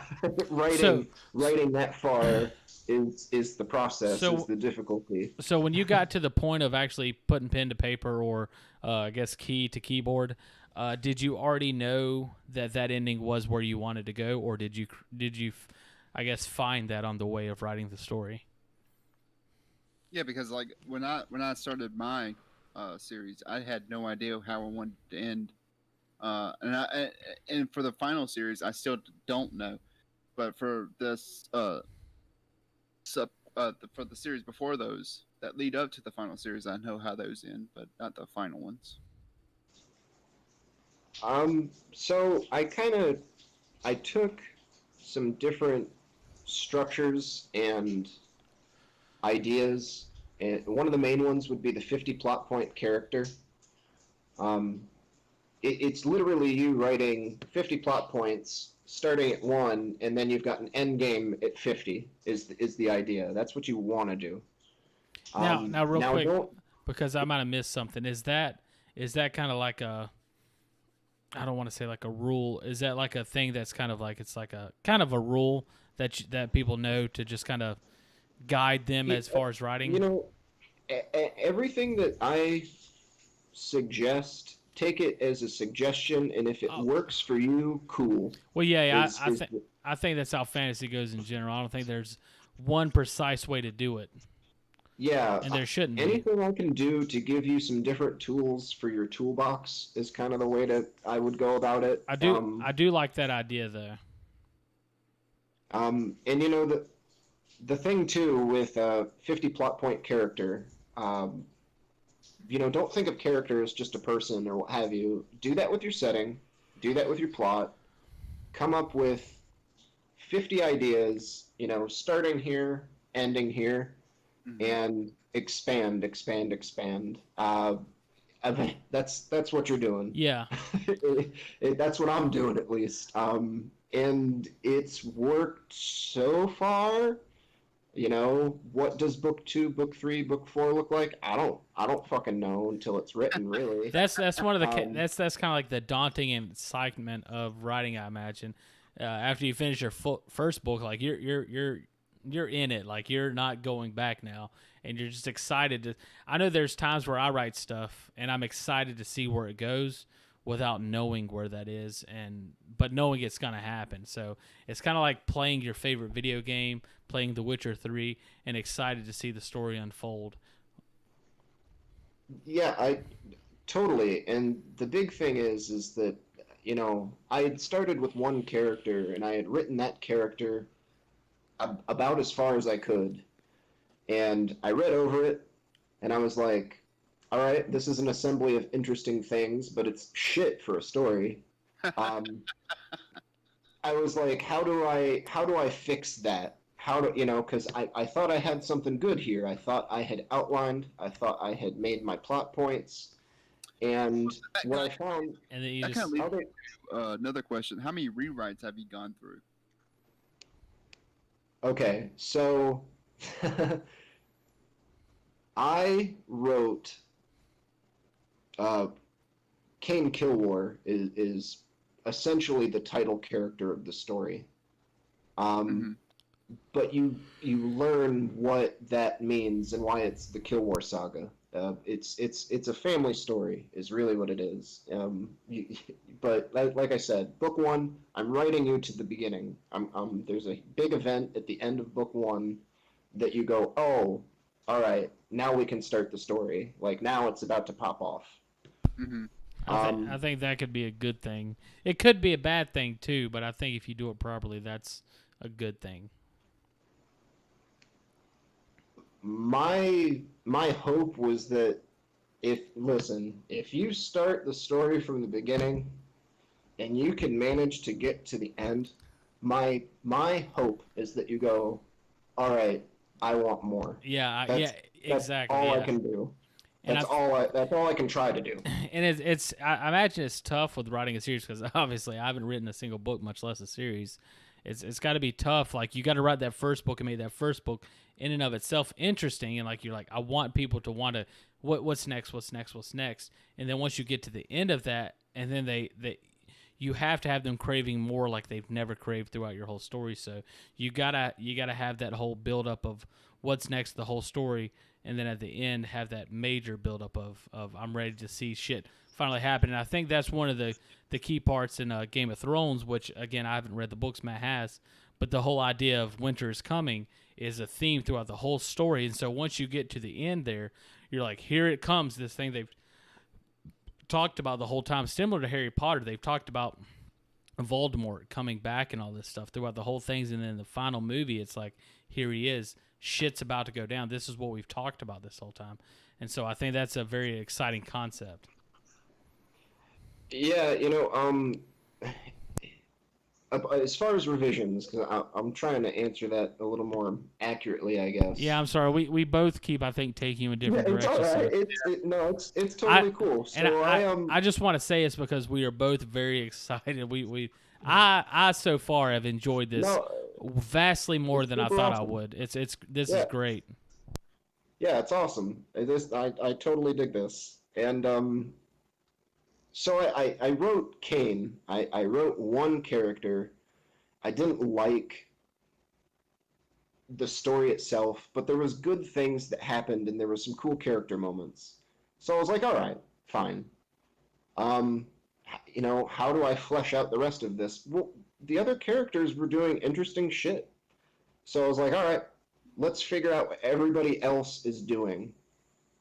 And when I got done writing out other characters and just branching out and sticking ideas together and character moments together, I realized that I've probably got like 4 books worth of shit here. So I started rewriting the entire thing, which has now become book 1, and total revise, edit, starting from the beginning, going all the way to the end. I've probably done it 5 times. So I've read the book in total 5 times, and to be clear, I use text to speech, right? Like the robot voice. Yeah. Oh shit! So you don't even write it; you just dictate it. No. So I let text to speech read that shit back to me. So it's kind of like you're listening to an audiobook. Listen, if you can make that robot flow, you can make anything flow. That is that's a great fucking tip right there. If you get that to work well. That's a solid tip right there. It's so tough. It's so tough to do, but it's kind of fun. And honestly, the thing, when I, like, for instance, earlier when I did my skirt, Yeah. just wait till you hear it do that. Just Yeah. wait till you hear Automatron read that back to you. Okay. It's really great. Yeah.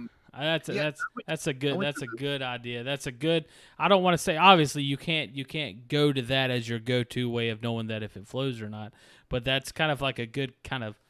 It's a good tip. It's a solid tip. I feel like. I went through that similar process where you'll write a story thinking that this is going to be a one-off that's leading up into the main series.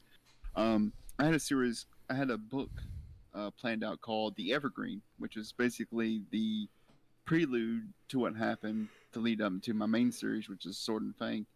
I ended up, after writing that series, finding out that I wanted this to be a series. So I turned that into Shattering Fall of the Nomad, or the Shattering series, which expands to 6 books. And then I thought of another series that takes place a couple hundred years after the Shattering, called Wolves Among Us, and then it leads up to Sword and Fang. And so it's interesting how all writers have that kind of, not all writers, but at least you have that kind of thing where you have a story that leads up to a main part in your series, and then turns out, well, I like this series, so I'm going to expand on it.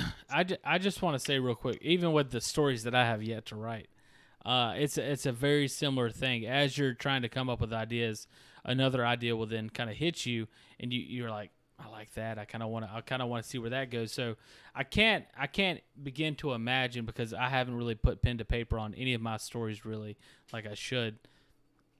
I can't imagine exactly how far it can go whenever you're chasing an idea really, and that's what you're doing it's that fun discovery, kind of like Matt says he's the seat of the pants writer. I usually outline my stuff kind of point by point, and then I go through and it's kind of like I expand on each of those ideas and then expand on them more. And then so the idea of once I do that, you're going to encounter, you're like, okay, I need somebody here for this, and then you're going to like that person, or you're going to like this idea, and then you just expand it and it just explodes. And all of a sudden you're like, okay, I need another book over here just so I can touch back on this. And that's just, I think that's the fun part of writing, is to just really just to kind of explore your own mind and your own world. Once you get excited about what you're doing, that's when I think other people can really get excited about it as well. Yeah, for book 2, I've got about 100,000 words right now, and the big thing is that realistically, there's probably about 50% of that that's going to be worthwhile. And I might have to go through and dial back and rewrite a character because it just doesn't work or it doesn't fit. And that's the difficult part, is, are you willing to cut something and then do it better? Because chances are you can do it better. At least the first few times that you go to write it, you have to, it sucks to realize that, oh, by revision 5, this will be good. Yeah. Well, I've a question kind of for Matt. At this point, do you have any more questions based on what we read of his, like, specifics about his manuscript yet left, or are you good? I just have one more question. What are the Hadrians? Did you touch on that? And I just want to say, a question like that is basically, consider that a fan question. Like, he read something, he liked it, he's interested in it, more so than necessarily like a big deep dive in the writing you said process. What are the Hyderians? Yeah. The Hyderians are the High Elves. Okay. Yeah. He did say that earlier, now that I think about it. And the way that you get around calling them High Elves and Hyderians is that humans, when they came to the planet, had some understanding of what a High Elf was. Mm-hmm. So when they associated High Elf, they called themselves Hyderians. Okay. Well, Actually, I do have one more question. I don't know if you touched on it. It might have been when I was dealing with my dog. What are the Court of Cloaks? I don't think he did. Okay. So no, you didn't. So the Court of Cloaks is essentially this. Um, in Factory 7 particularly, right? Their lord is ineffective, right?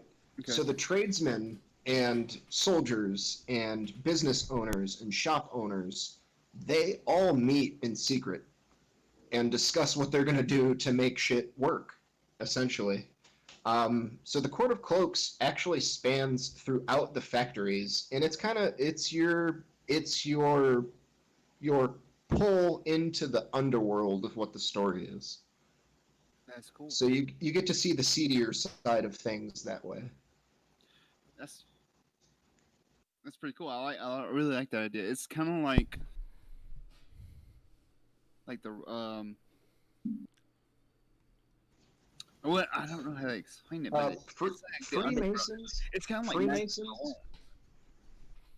You know who Matches Malone is?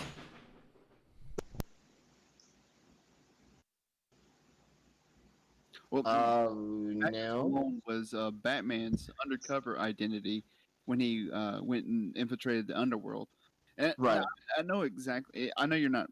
It's not that, but going and seeing what the underworld is like, I feel like the Court of Cloaks is kind of your Matches Malone. You give the reader an in-depth view of what the seedy underworld is like at Factory 7.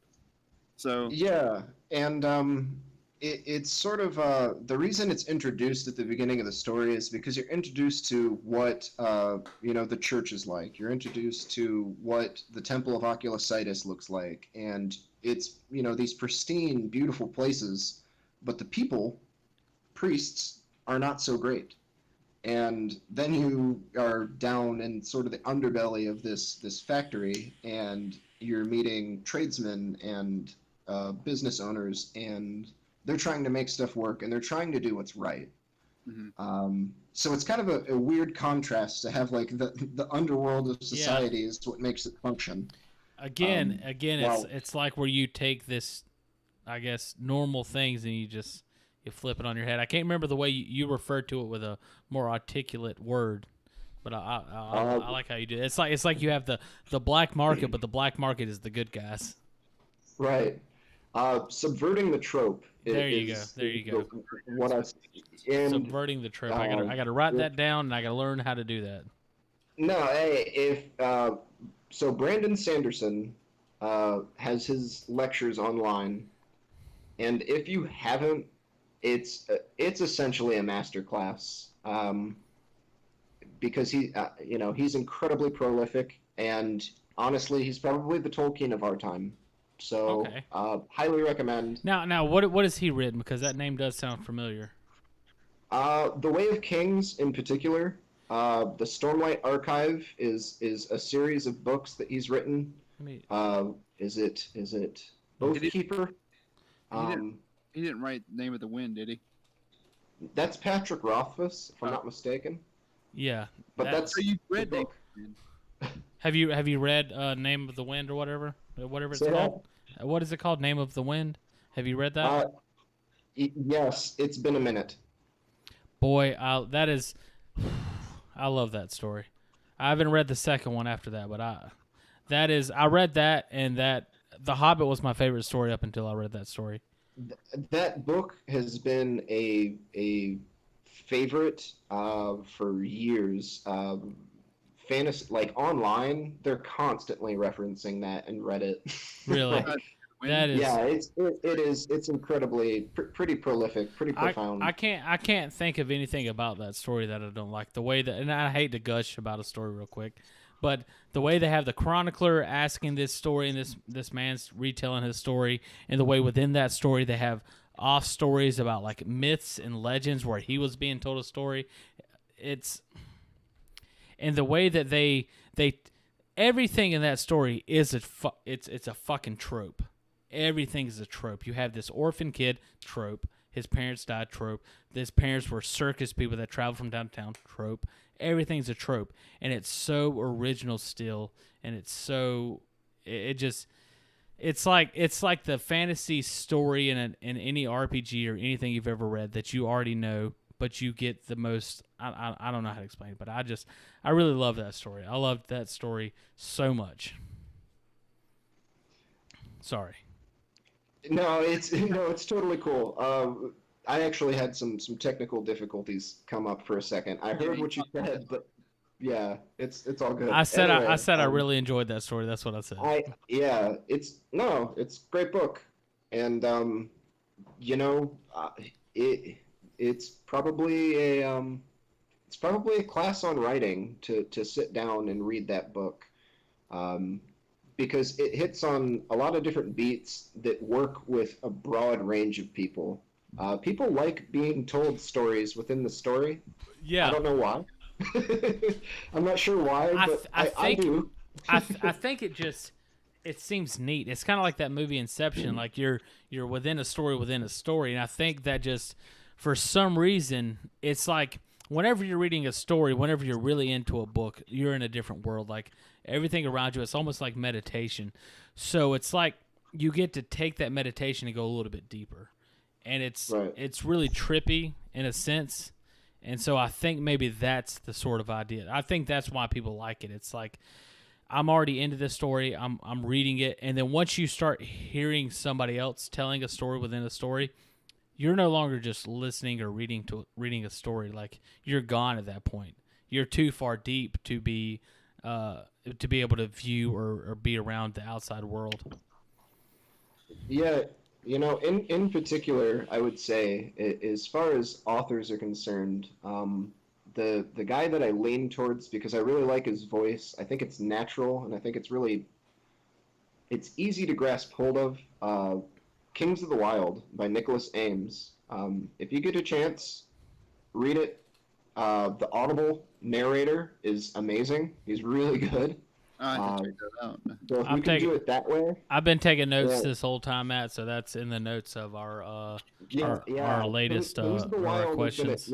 Kings of the Wild is going to kick your ass. It's pretty cool. You're going to be like, yes, this is righteous. This is the fun that I wanted to have while I was reading. Okay, cool. I can't wait to check that out. And for you, I want you to check out Peter V. Brett's Demon Cycle series. It starts off with a warded man. I think you're going to really enjoy that. I remember I still need to, I think, check that out. I feel like, I feel like somebody at work had left me that book one time to read. So I think, are we done with the specifics about the manuscript now? I think we should wrap that up, the interview up. Well, I wasn't saying wrap the interview up unless you have to go. No, I'm talking about like the question portion. No, I'm not even saying that yet. I still got more. I have at least 2 more questions I want to ask. Well, all right, go ahead. Very cool. They should be pretty quick questions. How long have you been writing this story? So I've been writing. And hold on, real quick. Whenever I say how long have you been writing this story, from inception, from just a thought in your head, like I can say the story that I'm writing right now. I have been writing for 6 years, and I have hardly put pencil to paper yet. So that's kind of what I'm asking. So purely as a thought in my head, I've done this in 2 years. Really? 2? Yeah. So I like you a lot, but I'm really want to say fuck you right now. Well, all right. So here's the thing. I've been writing since I was 10. Okay. I've always written stories, and I was like, all right, I want to write a book. When I was, teens, I was like, I want to write a book, and I would try a lot and fuck up a lot. Yeah. And that's how you get anywhere. But after a while, I started getting the hang of process, and the key for me is I'm a creature of habit. I gotta sit down and I gotta do it. Yep. Every day, try to do a little something, even something small. It just makes you feel better. It makes me feel better. Mm-hmm. So I've failed a whole heck of a lot of times to get to writing a book in 2 years. Damn, dude. I'm just going ahead and say, goddamn, Yeah. that's impressive because I started writing in the 8th grade, and my writing up until I want to say, when did we live on Walnut, Tommy? When we lived together? Um, What year was it that? had to be 2011, maybe 2020 or 2012, somewhere around there. 2012. All right, from 8th grade. Let's see, that was 2000 and 2000. I want to say 2000. No, because I was in 5th grade in 2001. So So it'd be around 2003, 2004. 2004, I started writing, which I was at the age of 13, 14. I started writing Lord of the Rings fanfic because I had just finished The Hobbit and all the books because I watched the movies and I'm like, You just made a new question for me. Fanfic is the gateway drug. It It really is. it really is, man. It is. And so I wrote a bunch of fan fiction up until 2010. And then before we started living, me and Tommy started living together, I was coming up with stories in my mind. Of like, well, I would do this, I would do this, and I would do this. And then one night we watched Game of Thrones season 1 all the way through. Oh yeah. And then I was like, that's it. I'm going to write my own story. And then that's where I came up with Sword and Fang. And that was 2011, 2012. Yeah. That was 8 years ago. And last year, 2019, I finally finished my first manuscript. Yeah. my first- So 8 years. Congratulations, man.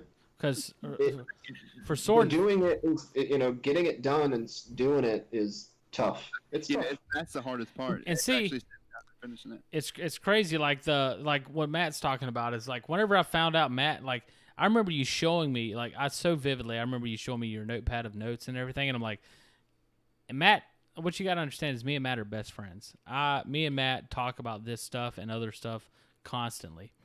To find out this motherfucker has a notepad full of shit that he's been writing down and trying to come up with ideas and stuff on blew me away, and I'm like, all right, I got to get my shit going. So that's. And that's why I love Matt and I love our relationship is he helps inspires me to continue going on and trying to create more real ideas instead of just doing them in my head. And then I guess 8 years later, 7 years later, Matt comes up and he's like, all right, I finished the book. The book that he finished is a book that he mentioned Sword and Fangs. I think that's the catalyst, the beginning of his stuff. Which I loved whenever I'd read the stuff that he had of that, is kind of like a prequel to that story. And he had a whole book of it, and I knew only a little bit of it. And I'm like, so you're telling me you went over here and you wrote a whole fucking book, and I had no clue that you were writing this book, and it just threw me off, and I'm like, I'm so far behind. And so since then, which has been about a year now, I've just sat here and just argued with myself to write some stuff. So I still haven't gotten there yet. I'm a struggle writer. Eventually, I think by the time I'm 60, I'll have written a book. Writing usually starts as like a secret passion, and then you find somebody who's on the same wavelength and gets where you're coming from and wants to do it and digs it. And writers need other writers. Yeah. If not other writers, other creatives. I feel like everybody's got a dude, right? If you're a writer, you've got a dude. He's the guy that you bounce ideas off of. Speaking of which, and you need that. If you got a dude and you want that dude to come on and try to do this with us, let him know, let us know. But I will say, like, it's from what you said, that's a perfect analogy. It's very similar to exercise. Whenever you have a buddy to exercise with, there might be a day where I'm like, man, I'm ready to go run. And I'm like, hey, man, you ready to go run? He's like, I don't feel like it. And you get him ready to go run. And then so he does it, and he's like, thank God I have you to remind me. And there's a day where you're like, I don't want to go run. I don't want to go do push-ups. I don't want to go exercise. And he gets you right. And so it's very similar. And that's what Matt does. Matt doesn't, he probably doesn't realize it, and he probably doesn't even think about it. Matt puts a lot of pressure on me to write. And I still haven't written because that's how I am as a person. But because Matt is putting that pressure on me, I have written more than I've ever written in my life, And no, I won't say ever written in my life, but I've written a lot, and I plan to continue going on. And Matt's constant reminder is always there. So eventually, I will write something. That's awesome. That's sick. And the big thing is when maybe it's not quite this way for you, but for me, when my buddy starts asking me questions and he starts digging in and picking my brain about what's happening, that's when the juice flows. Yeah. And you have to sit there and question the shit out of what you're doing, and it's weird. It's weird that way, but it's also it's No, it feels good. Yeah. understand your point, Logan. When somebody asks you a question about your story that you don't, when somebody asks you a question about your story that you don't know the answer to, that really forces you to find that answer, and it's very neat and interesting. I remember the first time I read Matt's Sword and Fang, because he had like rough chapters of it. The first time I read it, and pretty much everything Matt's ever done, my only critique, and I try my best to be the biggest critic Matt has because that's the best benefit I can give him as a friend. Sorry. What I always try to do is I try to critique him very hard, but the first things that I've ever read of his, it was always, I like everything you're doing, just do what you're doing better, and I want to know more. That was the only things I had to critique. Do it again, better, tell me more. That was the only thing I could ever say. Yeah, and honestly, that's a fair critique in lots of cases. And if you're an honest writer, and you always should be, you should always be an honest writer, you'll sit there and you'll go, yeah, that's fair. Like that's a fair assessment in this case. Yeah, as long as you're tempering that with, all right, good job here, okay job here, give me more here, and yeah, man, you wanna expand on whatever idea you have, but sometimes you get it right the first time. Those are nice. Those are very rare, but you can't.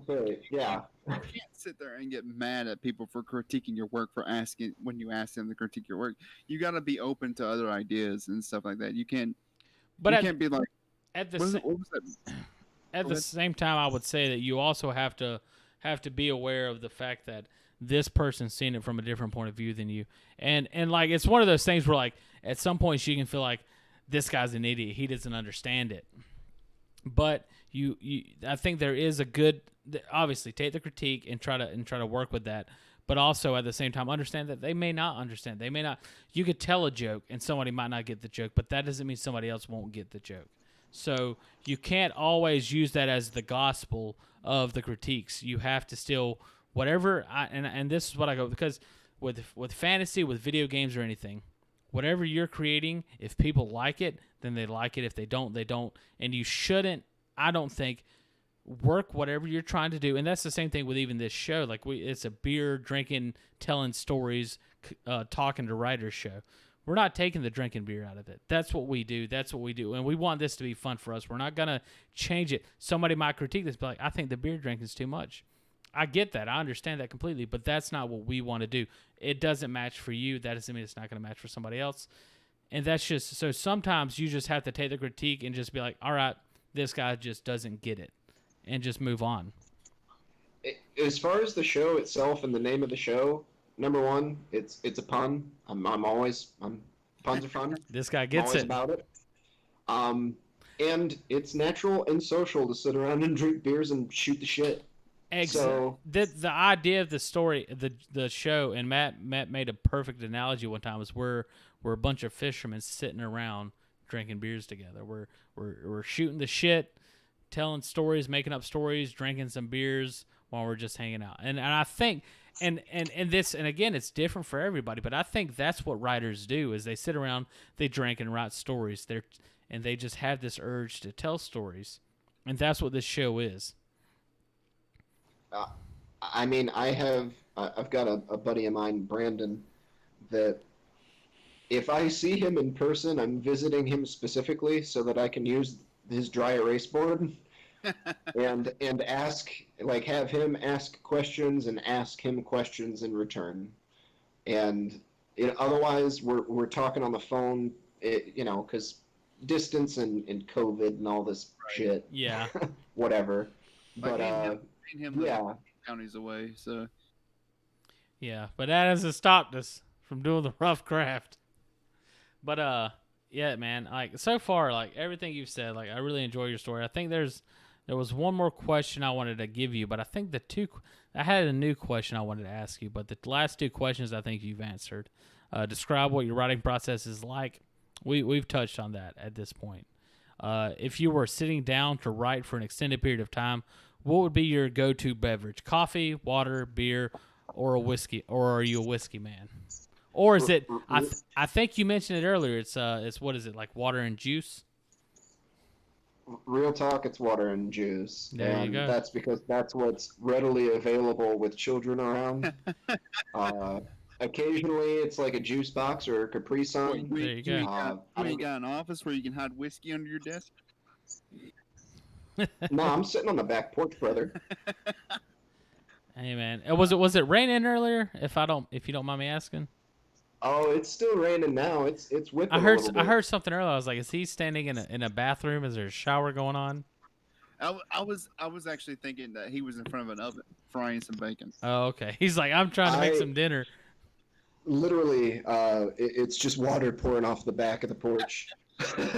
But hey, I wanna tell you I appreciate your commitment and finding, because I know, like you said, you had two kids, and so finding the space and the time. Like me and Matt, we've set this up. We have dedicated the time and the space to be able to do this. So for you to come on and be able to I guess I don't want to say confine yourself, but to make yourself available to do this for as long as we've done it. So far, it's been 2 hours, and we were talking 30 minutes before this at least. So thank you so much for being here. And I'm not trying to build up to an ending unless you guys are ready for it. But thank you so much for being here. We appreciate this. And I could not, and I think Matt will agree, I could not have asked for a better guest to start this all off with than you. Yeah, you have been so far. I cannot wait to ask you to come back. Yeah, no, it will definitely happen. I've already thought about that. I cannot wait for you to finish this book, us read it, and bring you back on again at some point. Well, the book one is done. So if you want to read book one and where it's at, when I say done, I mean I put it aside.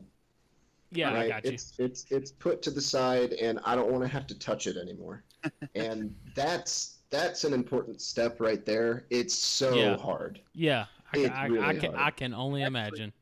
This brings up one more question. That brought up a question for me too. How are you planning on publishing? So Literally Agent or Amazon? here's the thing. I have sent out queries as of August 27th, just to see what that's about. But the key to that is that you got to learn how to sell yourself, essentially. Yeah, which is hard. Yeah, that's what we're learning to do just with this show in and of itself.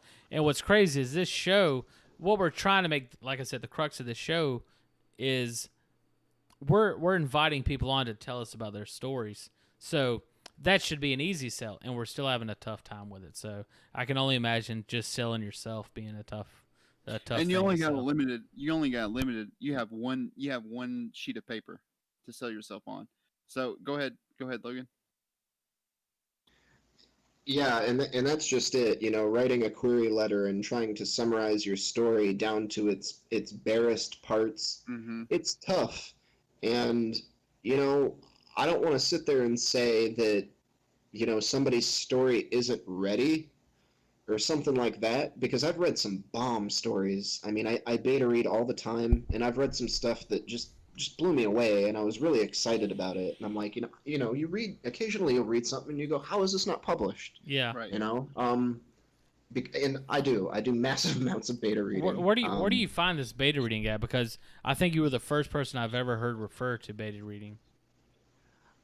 In particular, I use Reddit. I've acquired a few people through Twitter. What is the subreddit you're referring to? I believe that there is a beta reader subreddit, Yeah, but there's a then beta reader if you dig into steampunk and fantasy writing in some of those places, there's genre, word genre focused writing things. So like if you want sci-fi writing, just add writing to the end of whatever genre and see what comes up. Okay. Okay. Fair enough. The other way that I've done it, I have paid for beta reads, specifically because they'll take 3 days and read through it 2 or 3 times. Really? Um, Oh, I guess you paid yeah, him, so. yeah, it's kind of convenient and it's kind of nice. And what I've noticed is the person reading it tends to be super committed to your story, and they notice the smaller details, and they know, you've given them an incentive to read a book, which is, kind of cool. Have you ever went to Reedsy, Logan?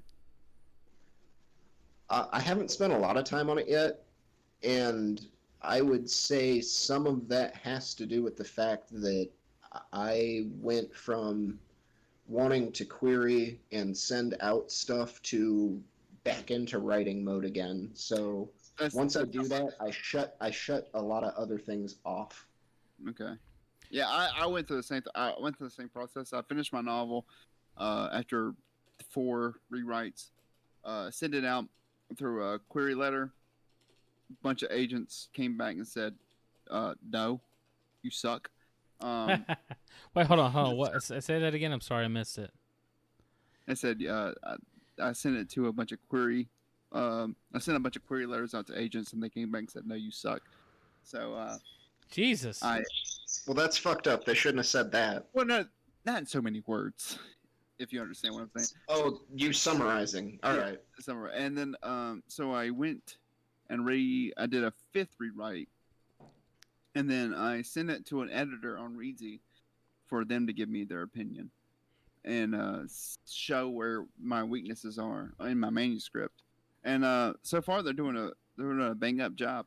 Are they? So- Have you heard back from them yet? Yeah, I actually talked to her the other day. Oh shit. Okay, good. So do you have a lot of work to do, or how's it going? She's saying that my manuscript has a lot of good points, but there's certain weaknesses in my manuscript that I need to work on. I will. So I want to plug Matt's book real quick, or his editor at least. She is a New York Times best-selling editor. She has edited a book that's been on the New York Times bestseller list. So hopefully she knows what she's talking about. Hopefully.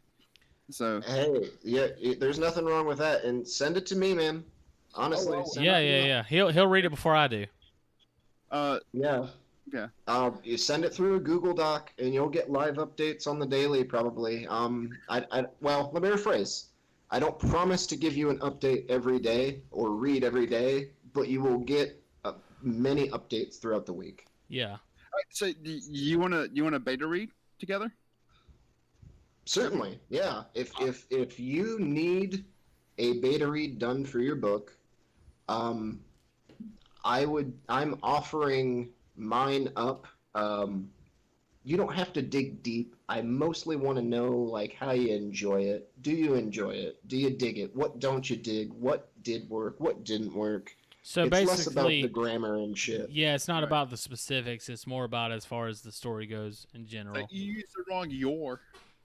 Yeah, none of that. Just Well, how's the story? I just want to know how's the story. That's basically. well, I want to ask real quick as far as like beta, or I don't want to ask. I want to say one of the good things I think about beta readers and like how you were saying they'll come back to you in 3 days.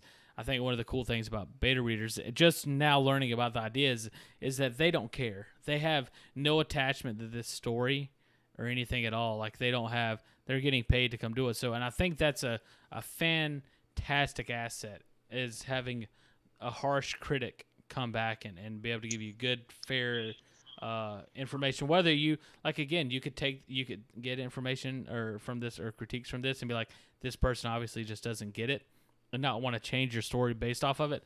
But at the same time, like it's like unobligated advice, I feel like, and I think that's it. I love this idea of beta readers. It's such a great idea. Yeah, I've had about 10 total beta readers for book 1 of the Kill War saga, and the thing that so when I started, I'd get a comment back and I'd be like, "Ooh, this fucker," right? But after a while, it's less about what they said and more about who, what, where, when they're noticing. Yeah. And what I noticed is that people would focus on certain characters, and I'd go, no, like in my head, I'm going, no, this is not the character you should be focusing on. This is not where the plot is taking place. This is world building, right? But they're so hung up on that, and that's good. That lets you know, hey, when this, surprise or this twist comes, they're too focused on what's happening here to even know what's going to happen. Right. So beta reading in itself becomes a skill too, like reading the beta readers, if that makes sense. Yeah. Understanding the way that understanding the criticism, and that's that. I mean, with anything, something new, you have to learn how to do that. Just like with this show in general, like there's notes that we're gonna have to learn from the way that we've done this, which honestly, this has turned out fantastic. And I'm super happy. This has turned out way better than I thought it could have turned out. So yeah, in general, there's always going to be critiques and ways that you could change things, and it's great to get an outside perspective on what's going on. And we're gonna stay in touch with you so you can give us critiques on how this went down. So there's always a different point of view out there that can help you hone it in better to be where it needs to be. All right, boys. Absolutely. I'm always around. Hit me up. All right, man. Well, let's go ahead and wrap it up. Let's go ahead and play our final game, Word Association. Okay, well let's take a 1 minute break real quick while we do that. If you guys are okay with that. Yeah, I'm cool. Okay. What I'm gonna do is, guys, I'm actually gonna have to cut this one short for tonight. All right, man. No, Hey. Perfectly fine. You stayed way longer than I Yeah. thought you would. Oh, Jesus Christ! No, It's been 2.5 hours, man. I just want to real quick just thank you so much for being here. Thank you for being if we can find a better guest than you, man, we're gonna be lucky. And so I just thank you for being here, and thank you for answering our questions and everything. And just I look forward to getting a chance to take a look at your book. If you want to send that to Matt, and then Matt will send it to me, however you want to do it, man. I'm looking forward to checking it out, man. Yeah, man. I'll send it through the airwaves and send it downhill to you or what have you. And no, it was an absolute pleasure. I really appreciate it, guys. And this was awesome. This was totally fun. So yeah, it doesn't matter if 5 people or 1,000 people look at this. I think this it's fun, and that's what the Rough Craft is about. Is if it ain't fun, we ain't doing it. And so if I'm being honest, I think it might be a matter of just getting it out there and catching a few more people. Once the noise gets out there that somebody wants to interview amateur writers and do writing games, that's fucking sick. Yeah, right? Thank you, man. If nobody else likes it, I think it's great. Yeah, so that means we're gonna have Logan Westerlind. Westerlind. They're wrong. Yeah, that means we're gonna have Logan Westerlind here every weekend for the next 10 years. Hey, right, no, man. Logan, Thank I you. can't wait to have you back, man. Yeah, man. Seriously. You know something?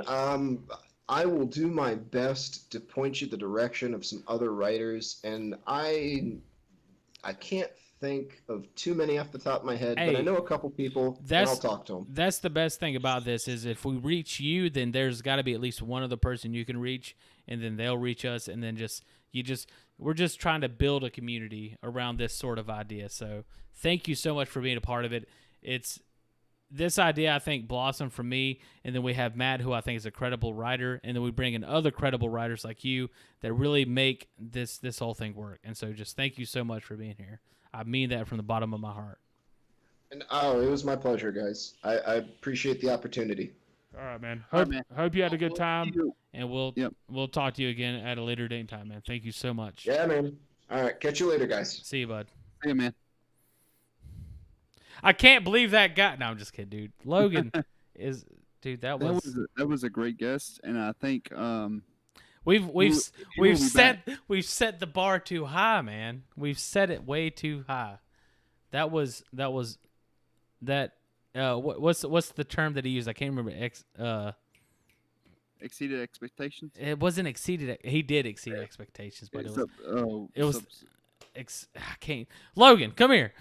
Nah, man, it was great. That was fantastic. I loved just in the middle, and that's when you know something's going well, is when in the middle of it, you sit there and think, dude, I'm having a good time. I'm really enjoying what's happening here. So I love the writers. I love the rough craft. I love what we do with the rough craft. I think it's really fun and it's really great. And Logan is definitely, if he has the opportunity, he's coming back for a rough craft episode. And during that, I sat there and I was like, this is better than the rough craft. And so it's, and let's go ahead and take that 1 minute break, and then we'll come back. And close it out. Good idea, man. Good idea. We'll be right. We'll be back. We'll be right back. I'm just gonna play the intro instead of the be right back screen, guys, so you can enjoy some music at least.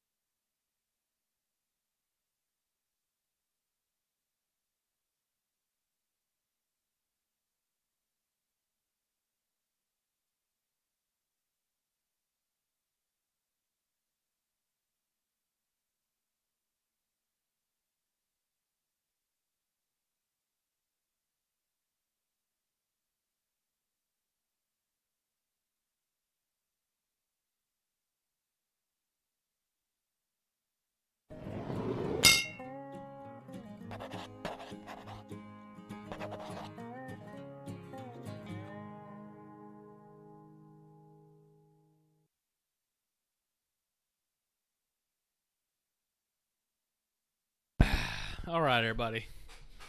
I'm back. We're waiting on Mr. Matt Clark to get back as well. So, the big thing that we're looking for right now is this is still a test episode. It's a test idea. And so, give us all the critiques, the criticisms, the feedback you guys can give us.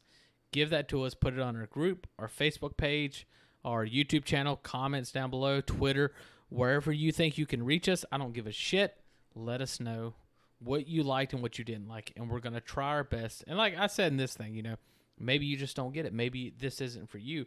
So just let us know, and we'll do our best to try to make it the best show that's possible. Like, we already have our own personal notes of things that we need to work on as far as how this show goes.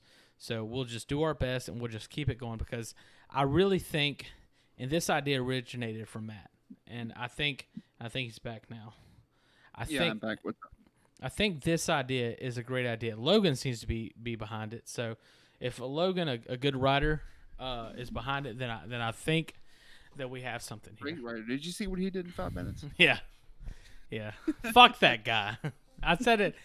I'm not talking behind his back. I told him to his face. I said, fuck you. I don't want to hear that shit. But no, I think it's a good idea that we have here. I think you came up with this idea to start off with, and I would like I said, I would love the idea of the writer's craft becoming the rough craft, and then the rough craft becoming the writer's craft. I would love that.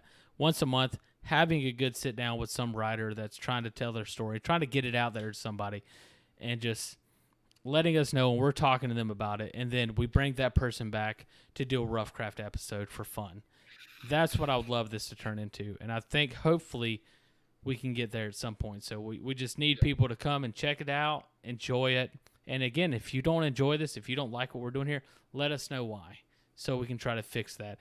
The stream quality, there's a lot of issues with it, but for the most part, we're doing our best to try to make it at least visually a decent stream, and trying to work on certain quality issues. Matt, I think your mic's been good for the most part tonight, but Matt's still working on getting a new computer. There's all kinds of things we're working on behind the scenes to kind of increase the quality of this. Like, my background looks like shit, and that's something I'm working on. So we're gonna get there, and we just appreciate anybody that's been here this whole time. It's been 2.5 hours, man. Thank you so much. And we just we're doing this for fun, and we just that was fun. That interview, dude, that was so much fun, man. Like it, and again, like I feel bad for anybody coming after, man. Like, and I think somebody like Logan perfectly gelled with us. Like his personality, his story, everything. Like I have a lot to talk to you about off mic about him, positive stuff, but I'm sure you do as well. Positive. But man, that turned out so much better. Like once we started playing, Take Your Shot. Oh, even before then, like a lot of the stress of the nervousness of all this stuff just washed away, man. It was just such a simple. It was just us sitting down with a cool guy talking about his book, and that's what this should be, and that's what we want this to be. So, thank you everybody that's been here so far. Yep. So you ready to wrap this up? Yeah, man. I feel like it's already been wrapped up. So is there anything you have left to say? Fuck Logan for writing a good 5-minute story. Yeah, and don't forget to go. We got his link to his Twitter down in the description. Go check that out. And bug the shit out of him about beta testing his book.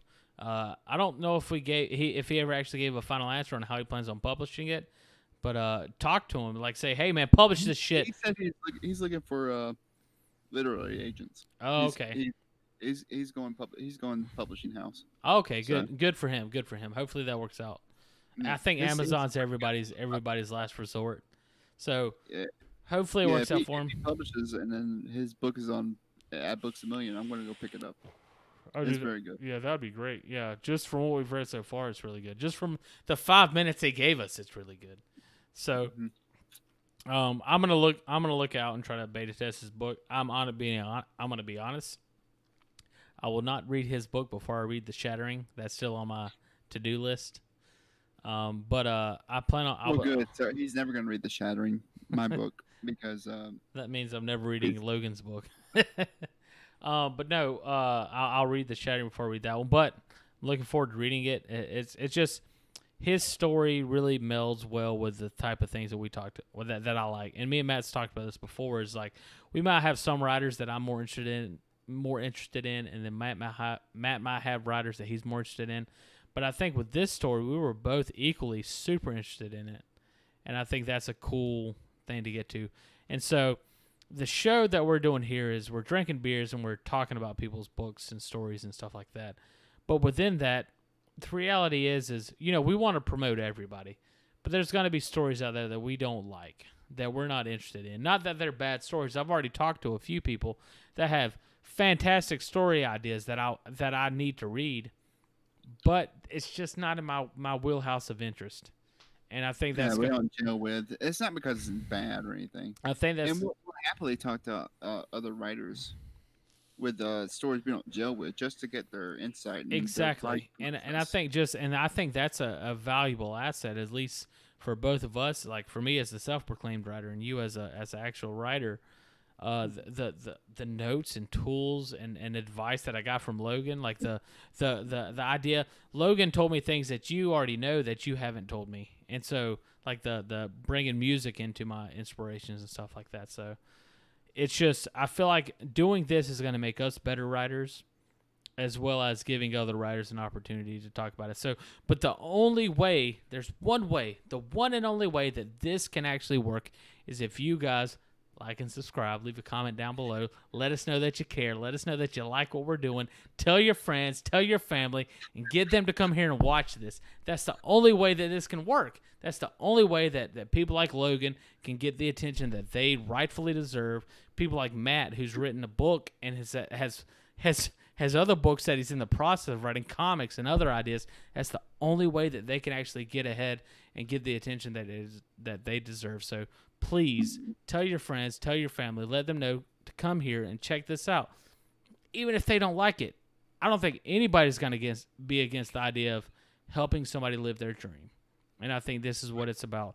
We're here to promote people's dreams, their ideas, their thoughts, and what they care about. So please share it and let people know. And just like, subscribe, do whatever you got to do. Whatever the normal YouTube and Facebook stuff is. We got Logan's links. We got our links. Check us out, man, please, and let us know what you think. Yep. All right, boys and girls. I'm out. We'll see y'all later. I hope y'all have a good night. All right, guys. We will talk to you guys at a later date and time. Thank you so much for being here.